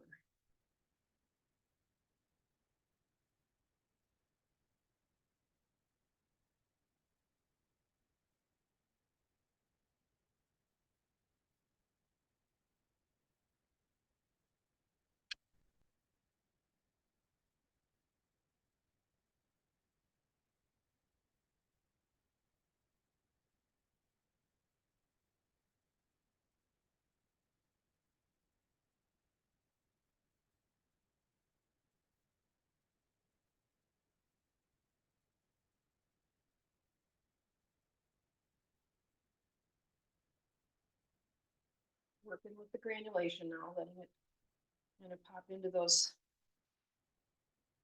pockets of the cold pressed paper.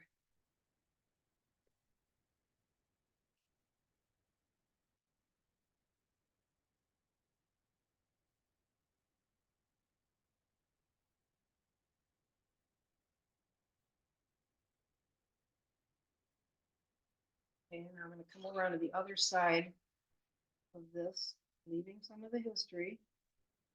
Doesn't always happen as easily as it sounds.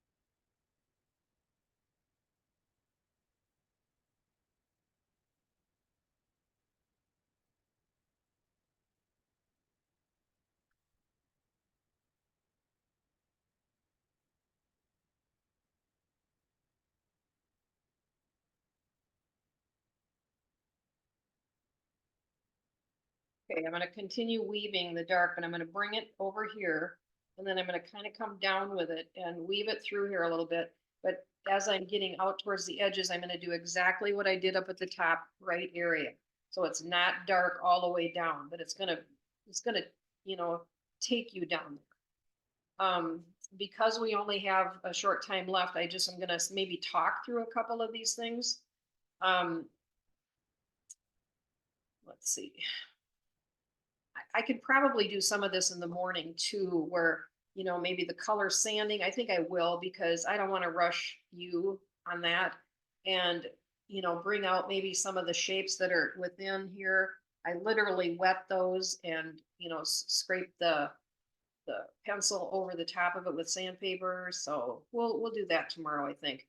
And then I like to push back certain areas, like right behind a flower here, or the stem. I'm going to put a little bit of my blue there on the edge and then soften that out so that it looks like that leaf is even further behind than the stem in front of it. And I do that in all these little areas.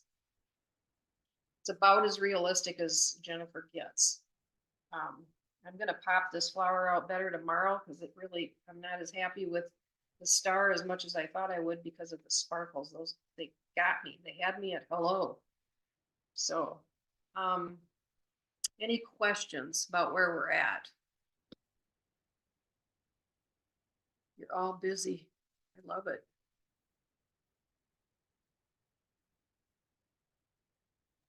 I have a question. Okay. Mine looks really muddy, and I think I'm using paint that is not transparent. Okay, that could be. Or is it student grade? Yeah, it's student grade. Okay, there's your problem right there. Mhm. They have fillers in them, and so it will tend to do that. And so, you know, I understand it's fine if people want to use them, but as soon as you're able, I would encourage you to get good paint and, you know, artist quality paint, and you're going to see the definite results. You know, you know exactly what happened there, so you recognized it right away. And that's the answer, the short answer. But, you know, paint with them, and you know, you'll get the gist of it. If you water it down enough, maybe you'll see it might not be so opaque. Yeah. Yeah. All right. Anybody else? Another great question from Kathleen: is the background always filled in, or do you sometimes leave some light or white? No, I typically don't, but I don't always have it as dark as this. I will say that. So I really like the drama of it. oh yeah, I'm just enthralled with the drama. This one's not as dark, you can see. Sometimes I make it look like there's a little bit of light coming in from somewhere else. This one has a little bit at the top.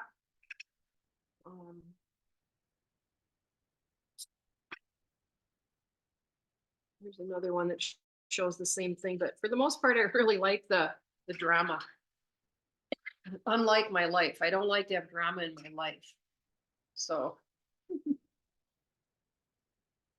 Yeah, that's what, I'm gonna make a note that tomorrow morning for sure we'll do, the color sanding and I'll, work with the Karen Diash crayons if you like. I also do some, if you can see in this one, hold it up a little closer. There's a little bit of my hieroglyphics in there, and I do that on most of them. And I save that for when I'm on the phone or having a glass of wine or something, because it's thoughtless. I mean, there's no thinking involved. That a little says a lot. You don't have to overdo it. I have people that literally trace the whole stem and then do these things, and that's not what I want to see. I just like to have a little bit of entertainment going on in there.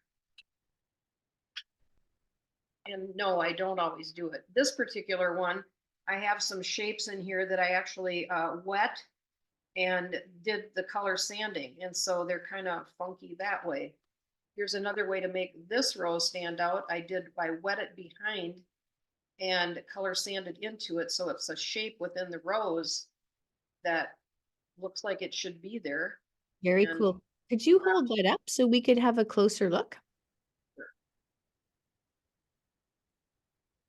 If you look really close right here, you'll see little granules of, go this way, the other left. Or is it now out of focus? Yeah. There you go. Yeah, you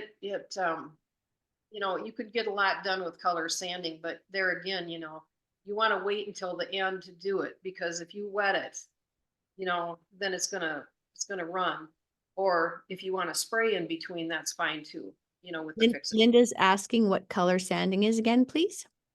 Okay, I'm gonna get a pencil and a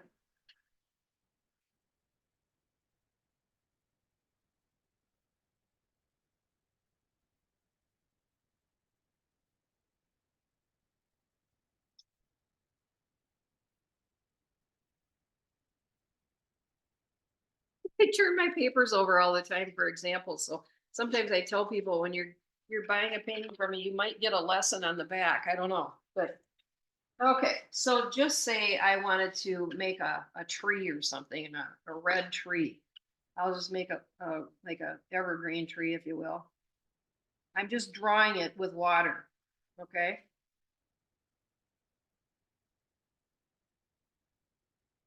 All right. So it's wet. And so when I do this over sandpaper, scraping a pencil, I better get a better pencil. That one's gonna run out of the pencil before.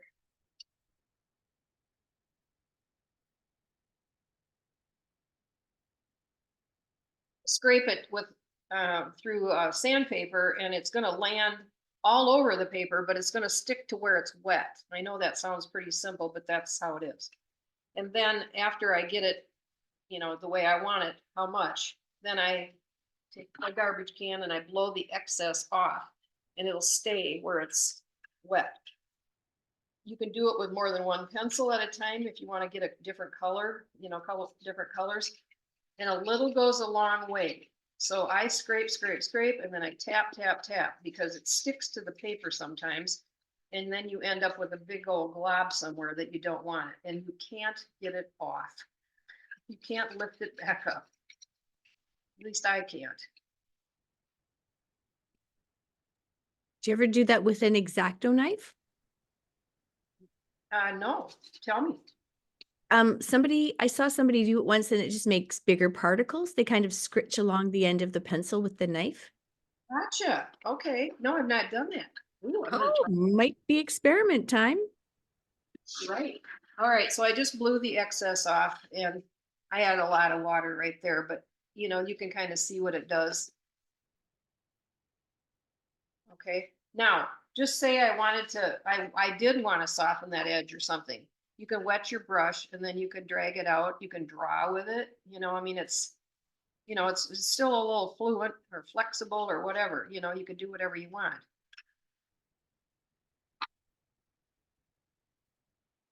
if you decide you want to get serious about doing color sanding, I highly recommend that you get woodless pencils. Because you're sharpening your pencils all the time if you're doing this. So That is yeah. fun. So that's that. Okay, I'll let that dry.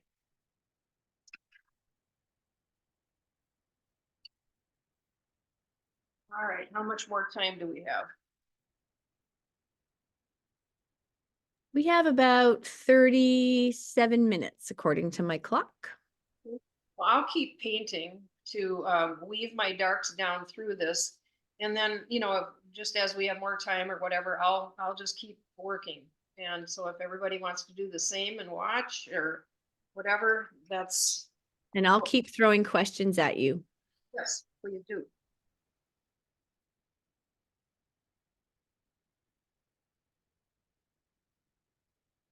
Can you sing too, or, I mean, is that not in your repertoire or what?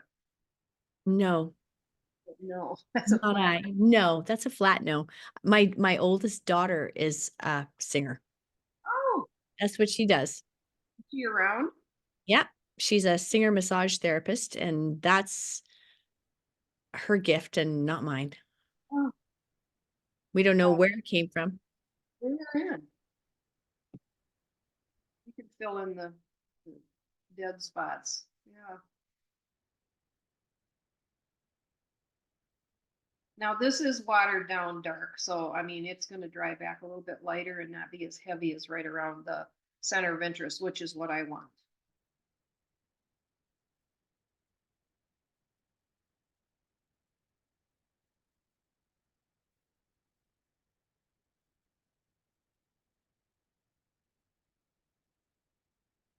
People ask me if my children, we have 3 daughters, if they are any of them artistic or paint. None of them have wanted to paint ever. You know, maybe as a small child, but I wasn't even really, you know, painting that much when they were little because I was busy being a mom of a 4-year-old, a 3-year-old, and a 1-year-old. So yeah. Oh my goodness. Yeah. Do they Yeah. do other creative things?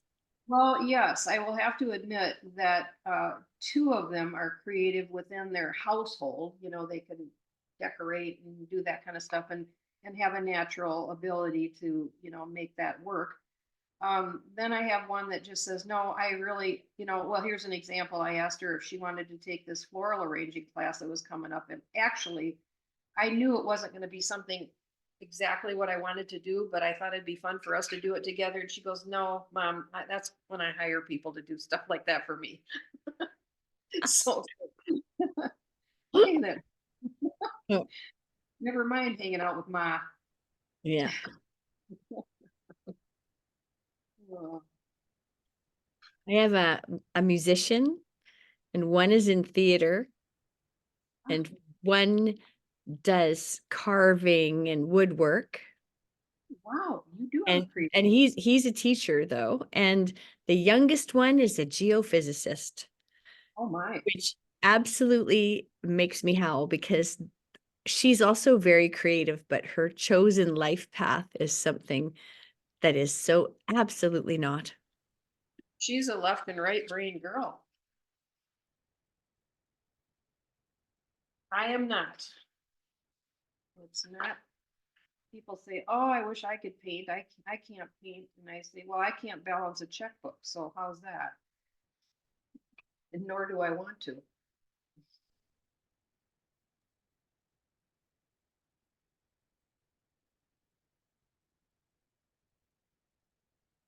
I didn't start until I was 40 painting, so I have a lot to catch up on.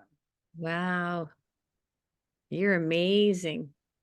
I don't know about that, but you know, my husband is the one that encouraged me to take an adult ed class, and I was scared out of my mind because I thought I was going to be the dumbest one in the class. You know how that goes? And I wasn't the dumbest one, but I wasn't the smartest one. I was the only one. So that little fear was squelched by that. So anyway, it worked out really well. That's great.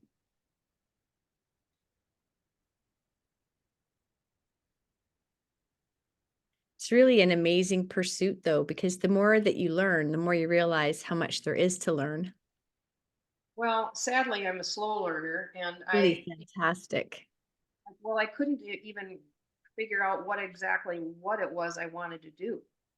You know, do I want to paint? Do I want acrylic? Do I want water? Do I pastel? And I had to think, well, when I go to an art show, what draws me in?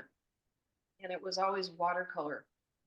And so I started with that and stayed with that and nothing else.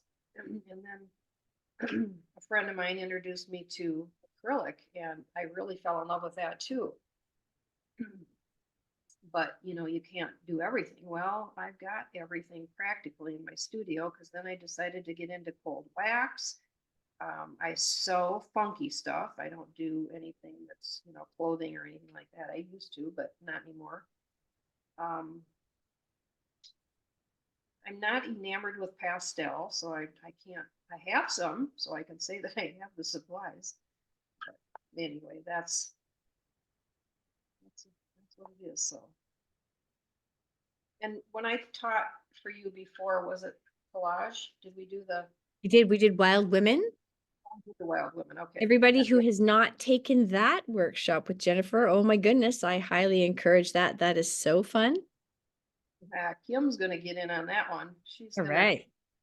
come to my workshop. That was the funnest class. I love that one.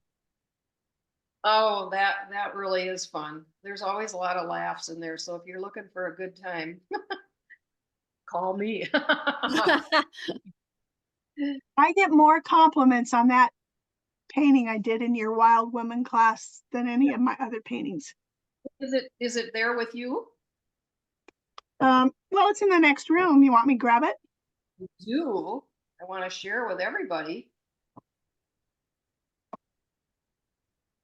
I don't know, behind me, which, yeah, you should be able to see on Yeah, one of there's one there.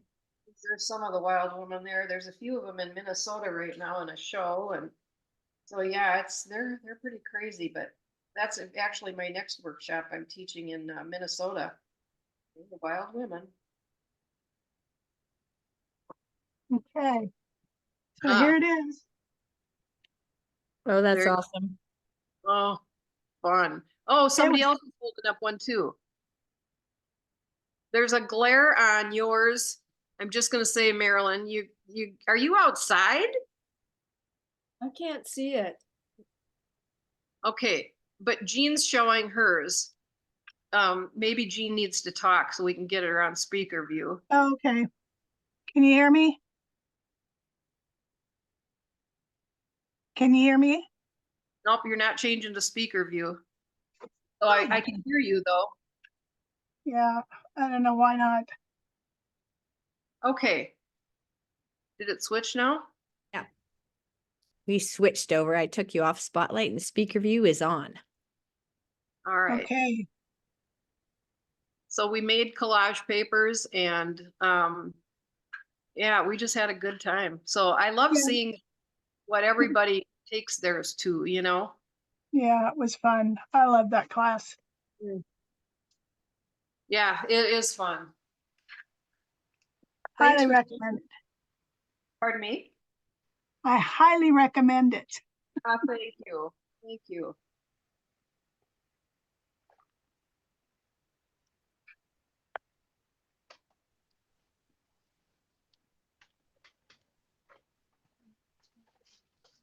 Well, as I'm getting down to the bottom of this painting, I'm using more water and less paint. But I'm still keeping the dark look coming down to a certain point so that you can, you know, the dark pathway is what I want you to lead through in the painting. So, and until it dries, it's hard to tell, you know, that because it's wet, it looks like it's really dark, but it will dry back a bit later.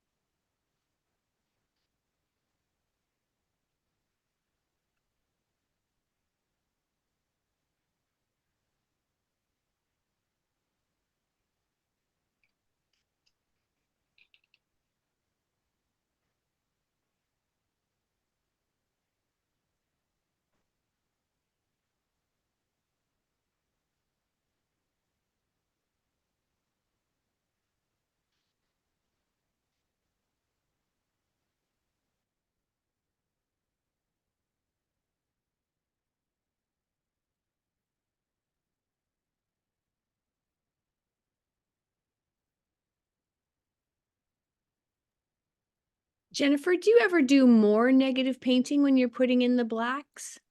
Yes, all the time. I do.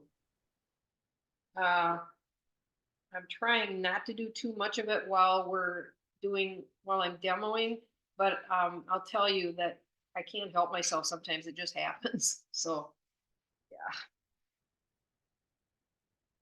If I see the opportunity, I seize it.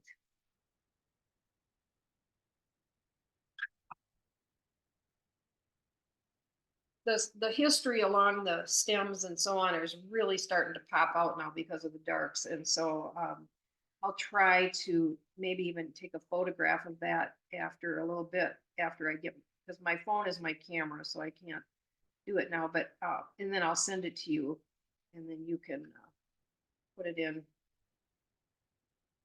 the recording or however you do it. That'd be awesome.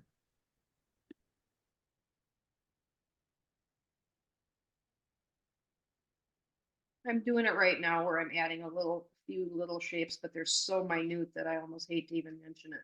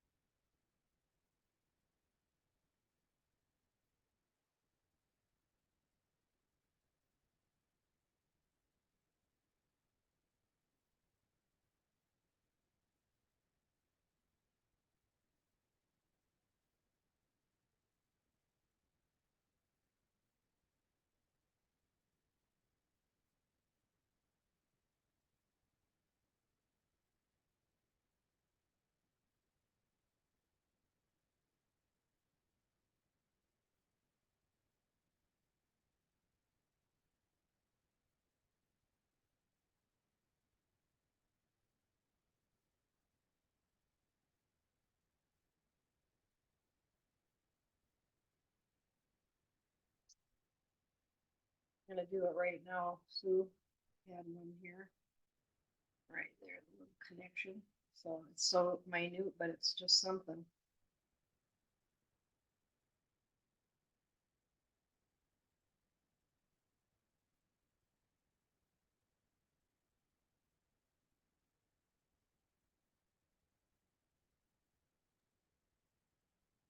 Nice. I love this brush in each hand.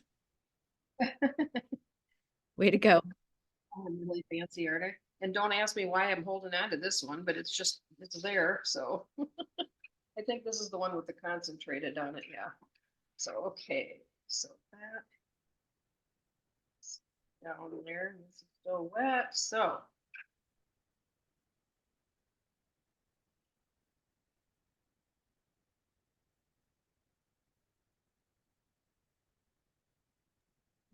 Hi, I have a question again. okay. So do you ever go back into the flowers and paint them? Yes, we're gonna do that tomorrow, I think.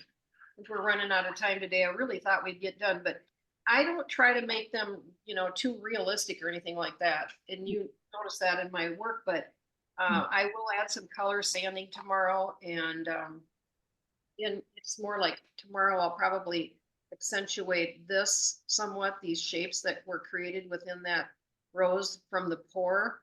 And I might just along these whites, I might add some water and then scrape into it with like a dark burgundy color maybe, so that it pops this one out more.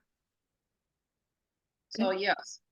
Have I ever made a shape that looks like one of the petals on the rose? Yes, but that's about as detailed as I ever get. And they're never from the top. They're always a side view. I don't paint realistically, you know. This is about as close as you're gonna see me get to realism. In my workshops anyway. Now I've taken some that are realistic, but just so I can say that's for sure not what I want. I don't want to do that. Some of this is still wetter. I would go into showing you a little bit about the shading areas while we have a few moments. I just use cobalt, watered down quite a bit. And then I have a thirsty brush ready at hand to soften the edge. I'm going to find a spot that I can do that in. Right here I can do it. It's really small though. Probably go down this stem a bit, but I put a little bit of the cobalt right there, and then I drag that color out so it softened the edge, and it looks like that stem is behind this flower. I do the same thing with anywhere there's a stem or something that goes behind. So I'm putting a little bit of it here, and then I'm going to drag it out. The shadow. It's just a slight shadow. Yep. I got to be careful. I'm working next to wet paint there, but that's how I operate. You know, living on the edge. Here's another little area that hopefully work. It's really kind of fun to do these finishing touches at, you know, the end of the day when you're just kind of fooling around. This one I'm going to make look like it's coming from behind, and this one that stem. So you see how they pop forward, or isn't that showing up? Yeah. Okay, it's wet. I better stay out of there. All right, let's go up into this rose and pretend like that's where I want. There's a little bit of a base there. This one's behind. Drag the color. That push it behind.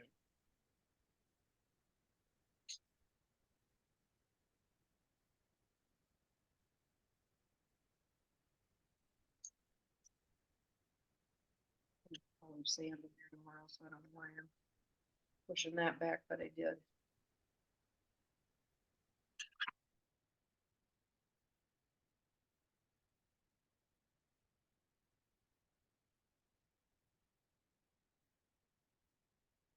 So I'll continue doing that in all the places that I see something that is going behind. And those are some of the finishing touches.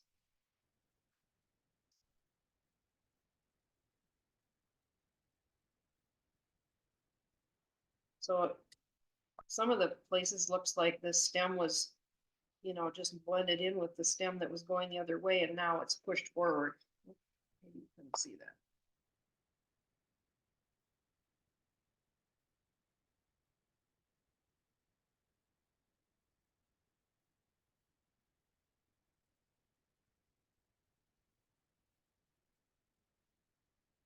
So I told you I talked to you about like this light is at the bottom of the paper, and I don't want you to be confused as to where I want you to look.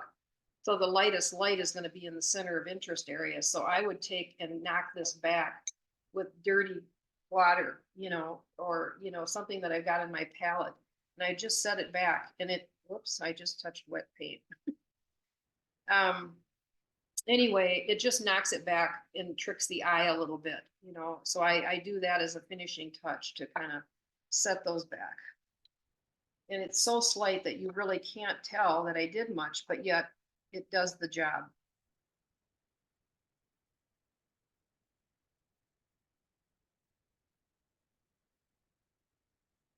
So the lightest lights are up here. Oh, here's one. I can't do that one. There's wet paint right next to it, so I better be careful.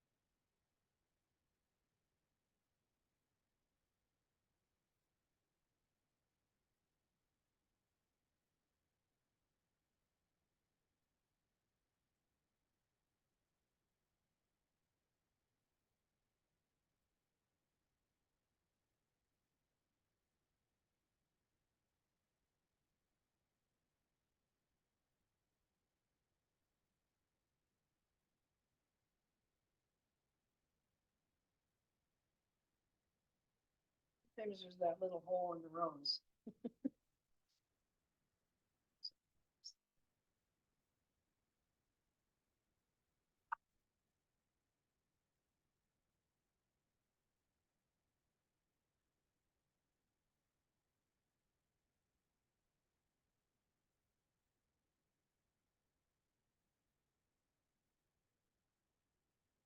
And make one rose look like two roses by doing that. But I don't want to do that, so I'm just gonna soften that edge, but that's a simple way to. I've done that with, you know, a bud that might be sitting next to it or something. Or if the rose was drawn too big. I did that once and I made a bud out of part of it.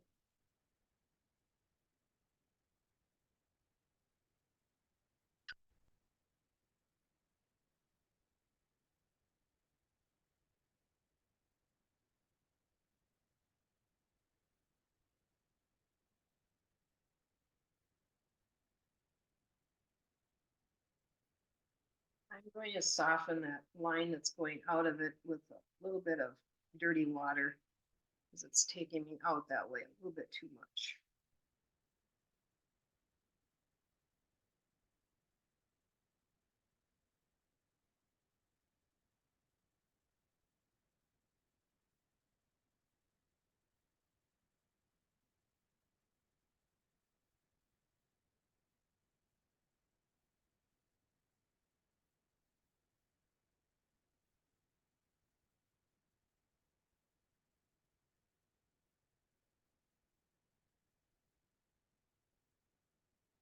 I think that's enough to get you through the night if you need to work overtime.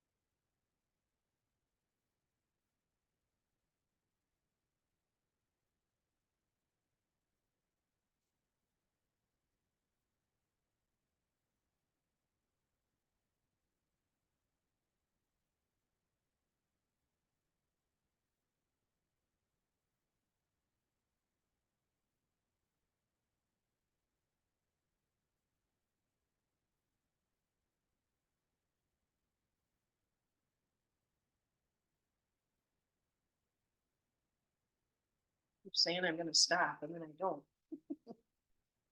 Oh, here's another place I do add I make some of these leaves look like they're turned down. It's the same thing. I take a little bit of the cobalt blue, very diluted, and just put it on the turned edge of the leaf. Just a little bit of a shadow.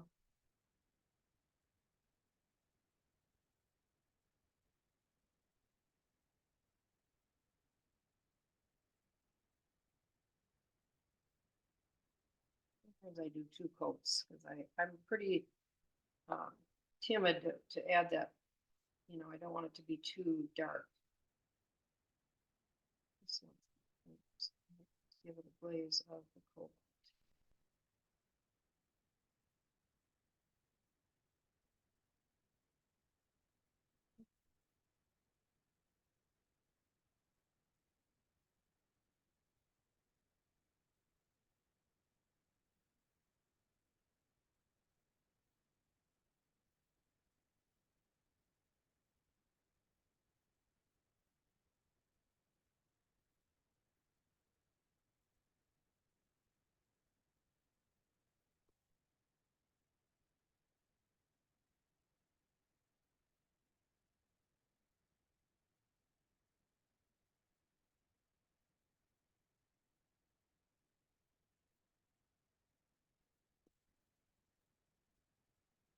I knocked that stem back a little bit to make it look like it's behind this one. And actually, it looks like the other one's really going behind it. Doesn't matter.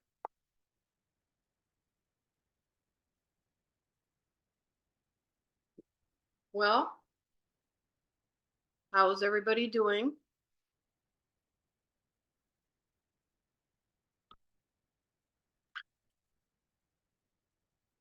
Looks like everyone is motoring along. Working. Good. Yeah. You want to do show and tell before the end of the Oh, yeah. How much time do we have? About 10 minutes. Okay. If anyone is ready, you know, you can show me your painting if you want. You don't have to. This isn't mandatory. Oh, look at Jean's. Oh, Jean, you are rocking it. Oh, let's put her on whatever you call it. And so I can see, I want to look individually at them. So we'll start with Jean, but then put your mechanical hand up if you want to show your work.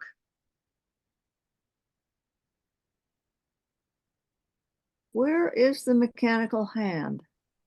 Go down into the reactions on your, Okay. yeah, and just put your hand up, and then Sue will know, and she'll call on you as, but there we go. Ah, look at that. Nice, Jean. You're getting your beautiful darks in there. Oh, back up just a touch. Something happened. There we go. Okay. Ah, very nice. And look at your pour. I mean, it's really fun to see the different shapes within the shapes. Ah, lovely. Okay. Still working on it. Do you have the colored pencils? Do I? Yes. Okay, perfect. Because you'll have fun with color sanding tomorrow, I think. Okay. Good, Yeah. I'm excited. Good. All right. Nice job. Thank Okay. you. That is beautiful. We got Kim up next. Okay. All right. You're getting your connections a little better, aren't you? Yeah. I wish I would have made my flowers bigger. I think Well, that would. But I actually kind of like the shapes you have. I got yeah. a little bit of yellow from my other one. But anyways. Yeah, Well, it looks good. You're coming along nicely. Very good. Wicked, Okay. wicked. And we have Ruth coming up next. Ooh. Oop. Here we go. All right. Where are Cat, we have Cat up. Oh, we do have Kat. I was looking for Ruth. All right. Sorry, Ruth, just a second. I'll get you back there. Oh, Cat, look at that. That's There's no nice. striped roses in your garden, right? Nice. You're adding your darks. Okay. Okay, coming along nice. Your colors are beautiful too. I'm glad to see you working on 2 paintings. Keeps you from sitting back on your laurels. All right, here we go. Ruth. Now we have Ruth. Okay, very good. Oh, nice. Oh, I love it. Yeah. Yeah, really nice. Good job. The bottom is kind of nothing. That's okay. You know, I like the vignette type of thing too, so you don't have to fill it all in if you don't want to. But, you know, just bear in mind, you know, some of the things to knock back some of your whites as you know, get further along and away from the center of interest, okay? With the dirty water. Remember that little tip I just gave you? I was doing something else. I guess I missed it.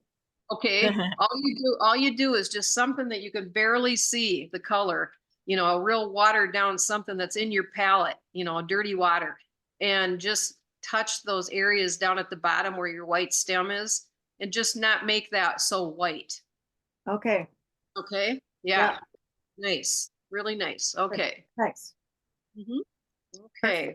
We have Kat next. No, we did Kat, didn't We did Kat already. We did. Okay, now we have Linda Dubney. I am coming out of a move and a renovation, and I took it literally that I had very short stems. So that's why I did not extend my stems. I wasn't even thinking about it. No worries. I don't mind that at all. No, you just took it and made your own. So no worries at all. I totally love how your painting works with you. Yes. Look Your what you're wearing. outfit, your glasses. Oh yeah, turquoise, yeah. So great. Okay, it's my favorite color, so don't worry about it. Yeah, so have you added your darks yet? I have. Okay, I thought it looked like there were some darks in there, so okay. More dark? Well, I think would be kind of fun if you were to join up, like especially the 2 top flowers, by just making some connections that way, but leaving it so it looks like there's something growing out of one flower into the other one, if you know what I mean there. Okay. Yeah. And doing the dark? Yeah, use the dark and just take your teal color that you are, you know, using and then just add, you know, like French ultramarine blue to it or something to darken it. Yeah. Okay, thank you. Yeah, nice. We have Kathleen next. Where did I put you? Up. Sorry, guys. I put the hand down too fast. There you go. We aren't going to fire you, so don't worry about it. Thank you. Please don't. Oh, nice, Kathleen. Really, really nice. Yeah. The one thing that threw me while I was painting is this straight line here. It was really bugging me, but now I'm kind of liking it. So yeah, see, and that didn't bother me at all, and that's why, you know, I don't want you to get too worked up yet, because you can always fix it later, but you can't get it back when you get rid of it. So yeah, it's really nice. Are you going to add your darks yet tonight? Yep. Nice, very nice. Beautiful. Lynn is next. Come here, Lynn. Oh. I did 2. Oh, Lynn, your video is not on. Oh. We need to go down to the bottom and turn your video on. Well, I know. There we go. There we go. Okay, now we got to get you highlighted. There we are. There we go. Oh man, you have got a mixture of busy going on there. I love it. Yeah, really nice. Okay, either go back a little bit so we can see the whole thing, because I'm just seeing like the middle of your painting. Okay, now I'm seeing the flowers. So push now, go down a little bit. There you go. Okay. Oh, look at the pour going through those roses. Is that cool? Oh my gosh, I love it. All right. Okay, so now you're still going to add some darks yet? Yeah. I see that you started to in the dark. Yeah. Yeah. And then now just don't stop there. Just weave it through, you know, so that it goes out to the side and, you know, lead me down a little bit. But as you're going down then soften the color a little bit so it's not as dark. I think you've done it, but be careful that you're not just making lines go around a stem, you know, on both sides of it and bleed it out or something so that they're sort of isolated is my word. Yeah. Okay, okay, good, thank you, it was fun. Ah, And we've nice. got Lisa next. All right, Lisa. Oh yeah, nice. Oh, you guys are just rocking it. I'm so happy to see these paintings. I'm glad I asked. Yeah. So tomorrow, are you going to add some more darks yet tonight and weave them down through? Okay. And then tomorrow, maybe you could have a little fun with some of the color sanding if you want.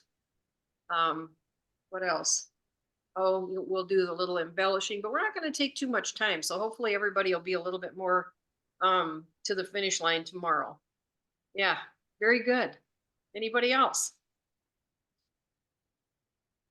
No? All right, I'm going to ask Sue to show me her painting. I'm still in my underlayers because I've been busy typing notes and buttons. Pat's got her hand up though, so she's going to save me from the microscope. Thank you, Pat. All right, Pat, we'll have to have you turn your camera down a little bit or stand up. Yeah, There we go. Oh, wow. Yeah, very nice. Yeah. I love the colors on that. Now, if you want to know what a rose looks like, look at hers. Uh-huh. That's how they're done as far as the beauty of them. Oh, yeah, it's gorgeous. Yeah. And I love all the intermingling of your darks through there. Beautiful. Yeah. Bravo. Very nice. Sign it and sell it.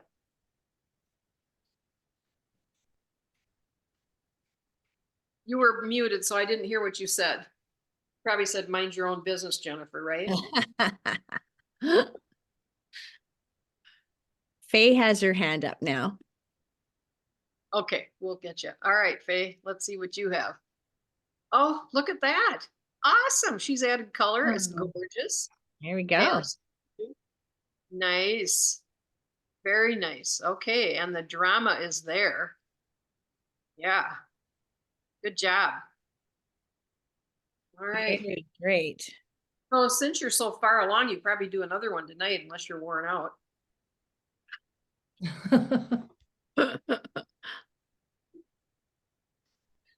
Very good.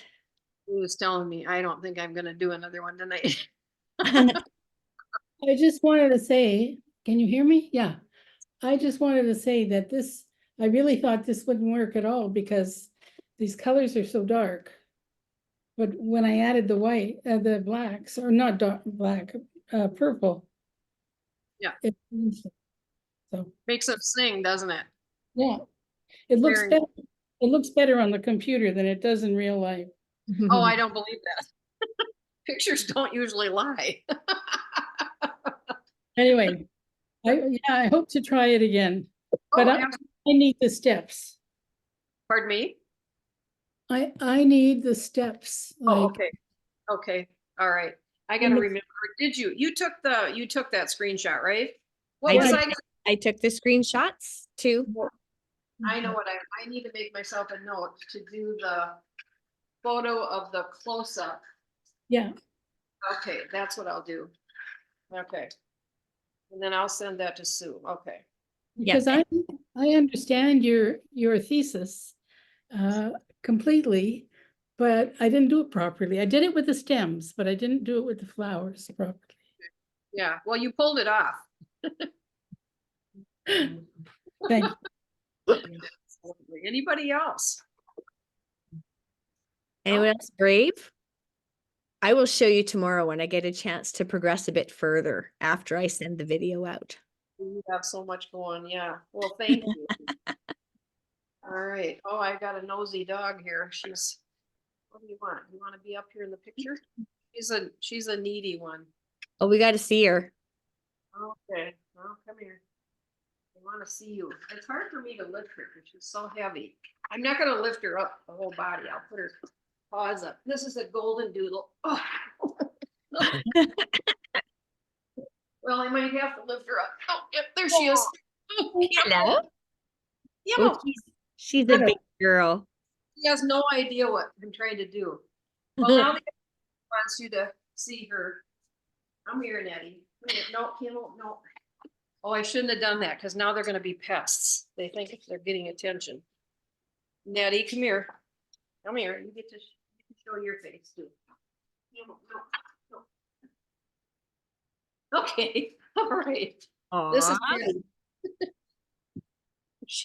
Okay, Campbell. Jeez. All right, that's enough show and tell on the dogs. Take that. Oh, too bad you don't know how to edit. Sorry. You guys. We have to have the dogs in on the recording. Oh, gosh. So we'll all meet back here, bright-eyed and bushy-tailed, 10 o'clock tomorrow morning. You hear? Anything you need to assign? Well, just if you've got the energy to catch up or do another one, I would love for you to do that. The only thing tomorrow, I'll remind you, 3/4 inch masking tape, a compass, and a clear ruler would be good. Other than that, it's going to be the same supplies as we used today. So excellent. Very good. Thanks for playing along. Have a good evening. I'm going to stop the recording.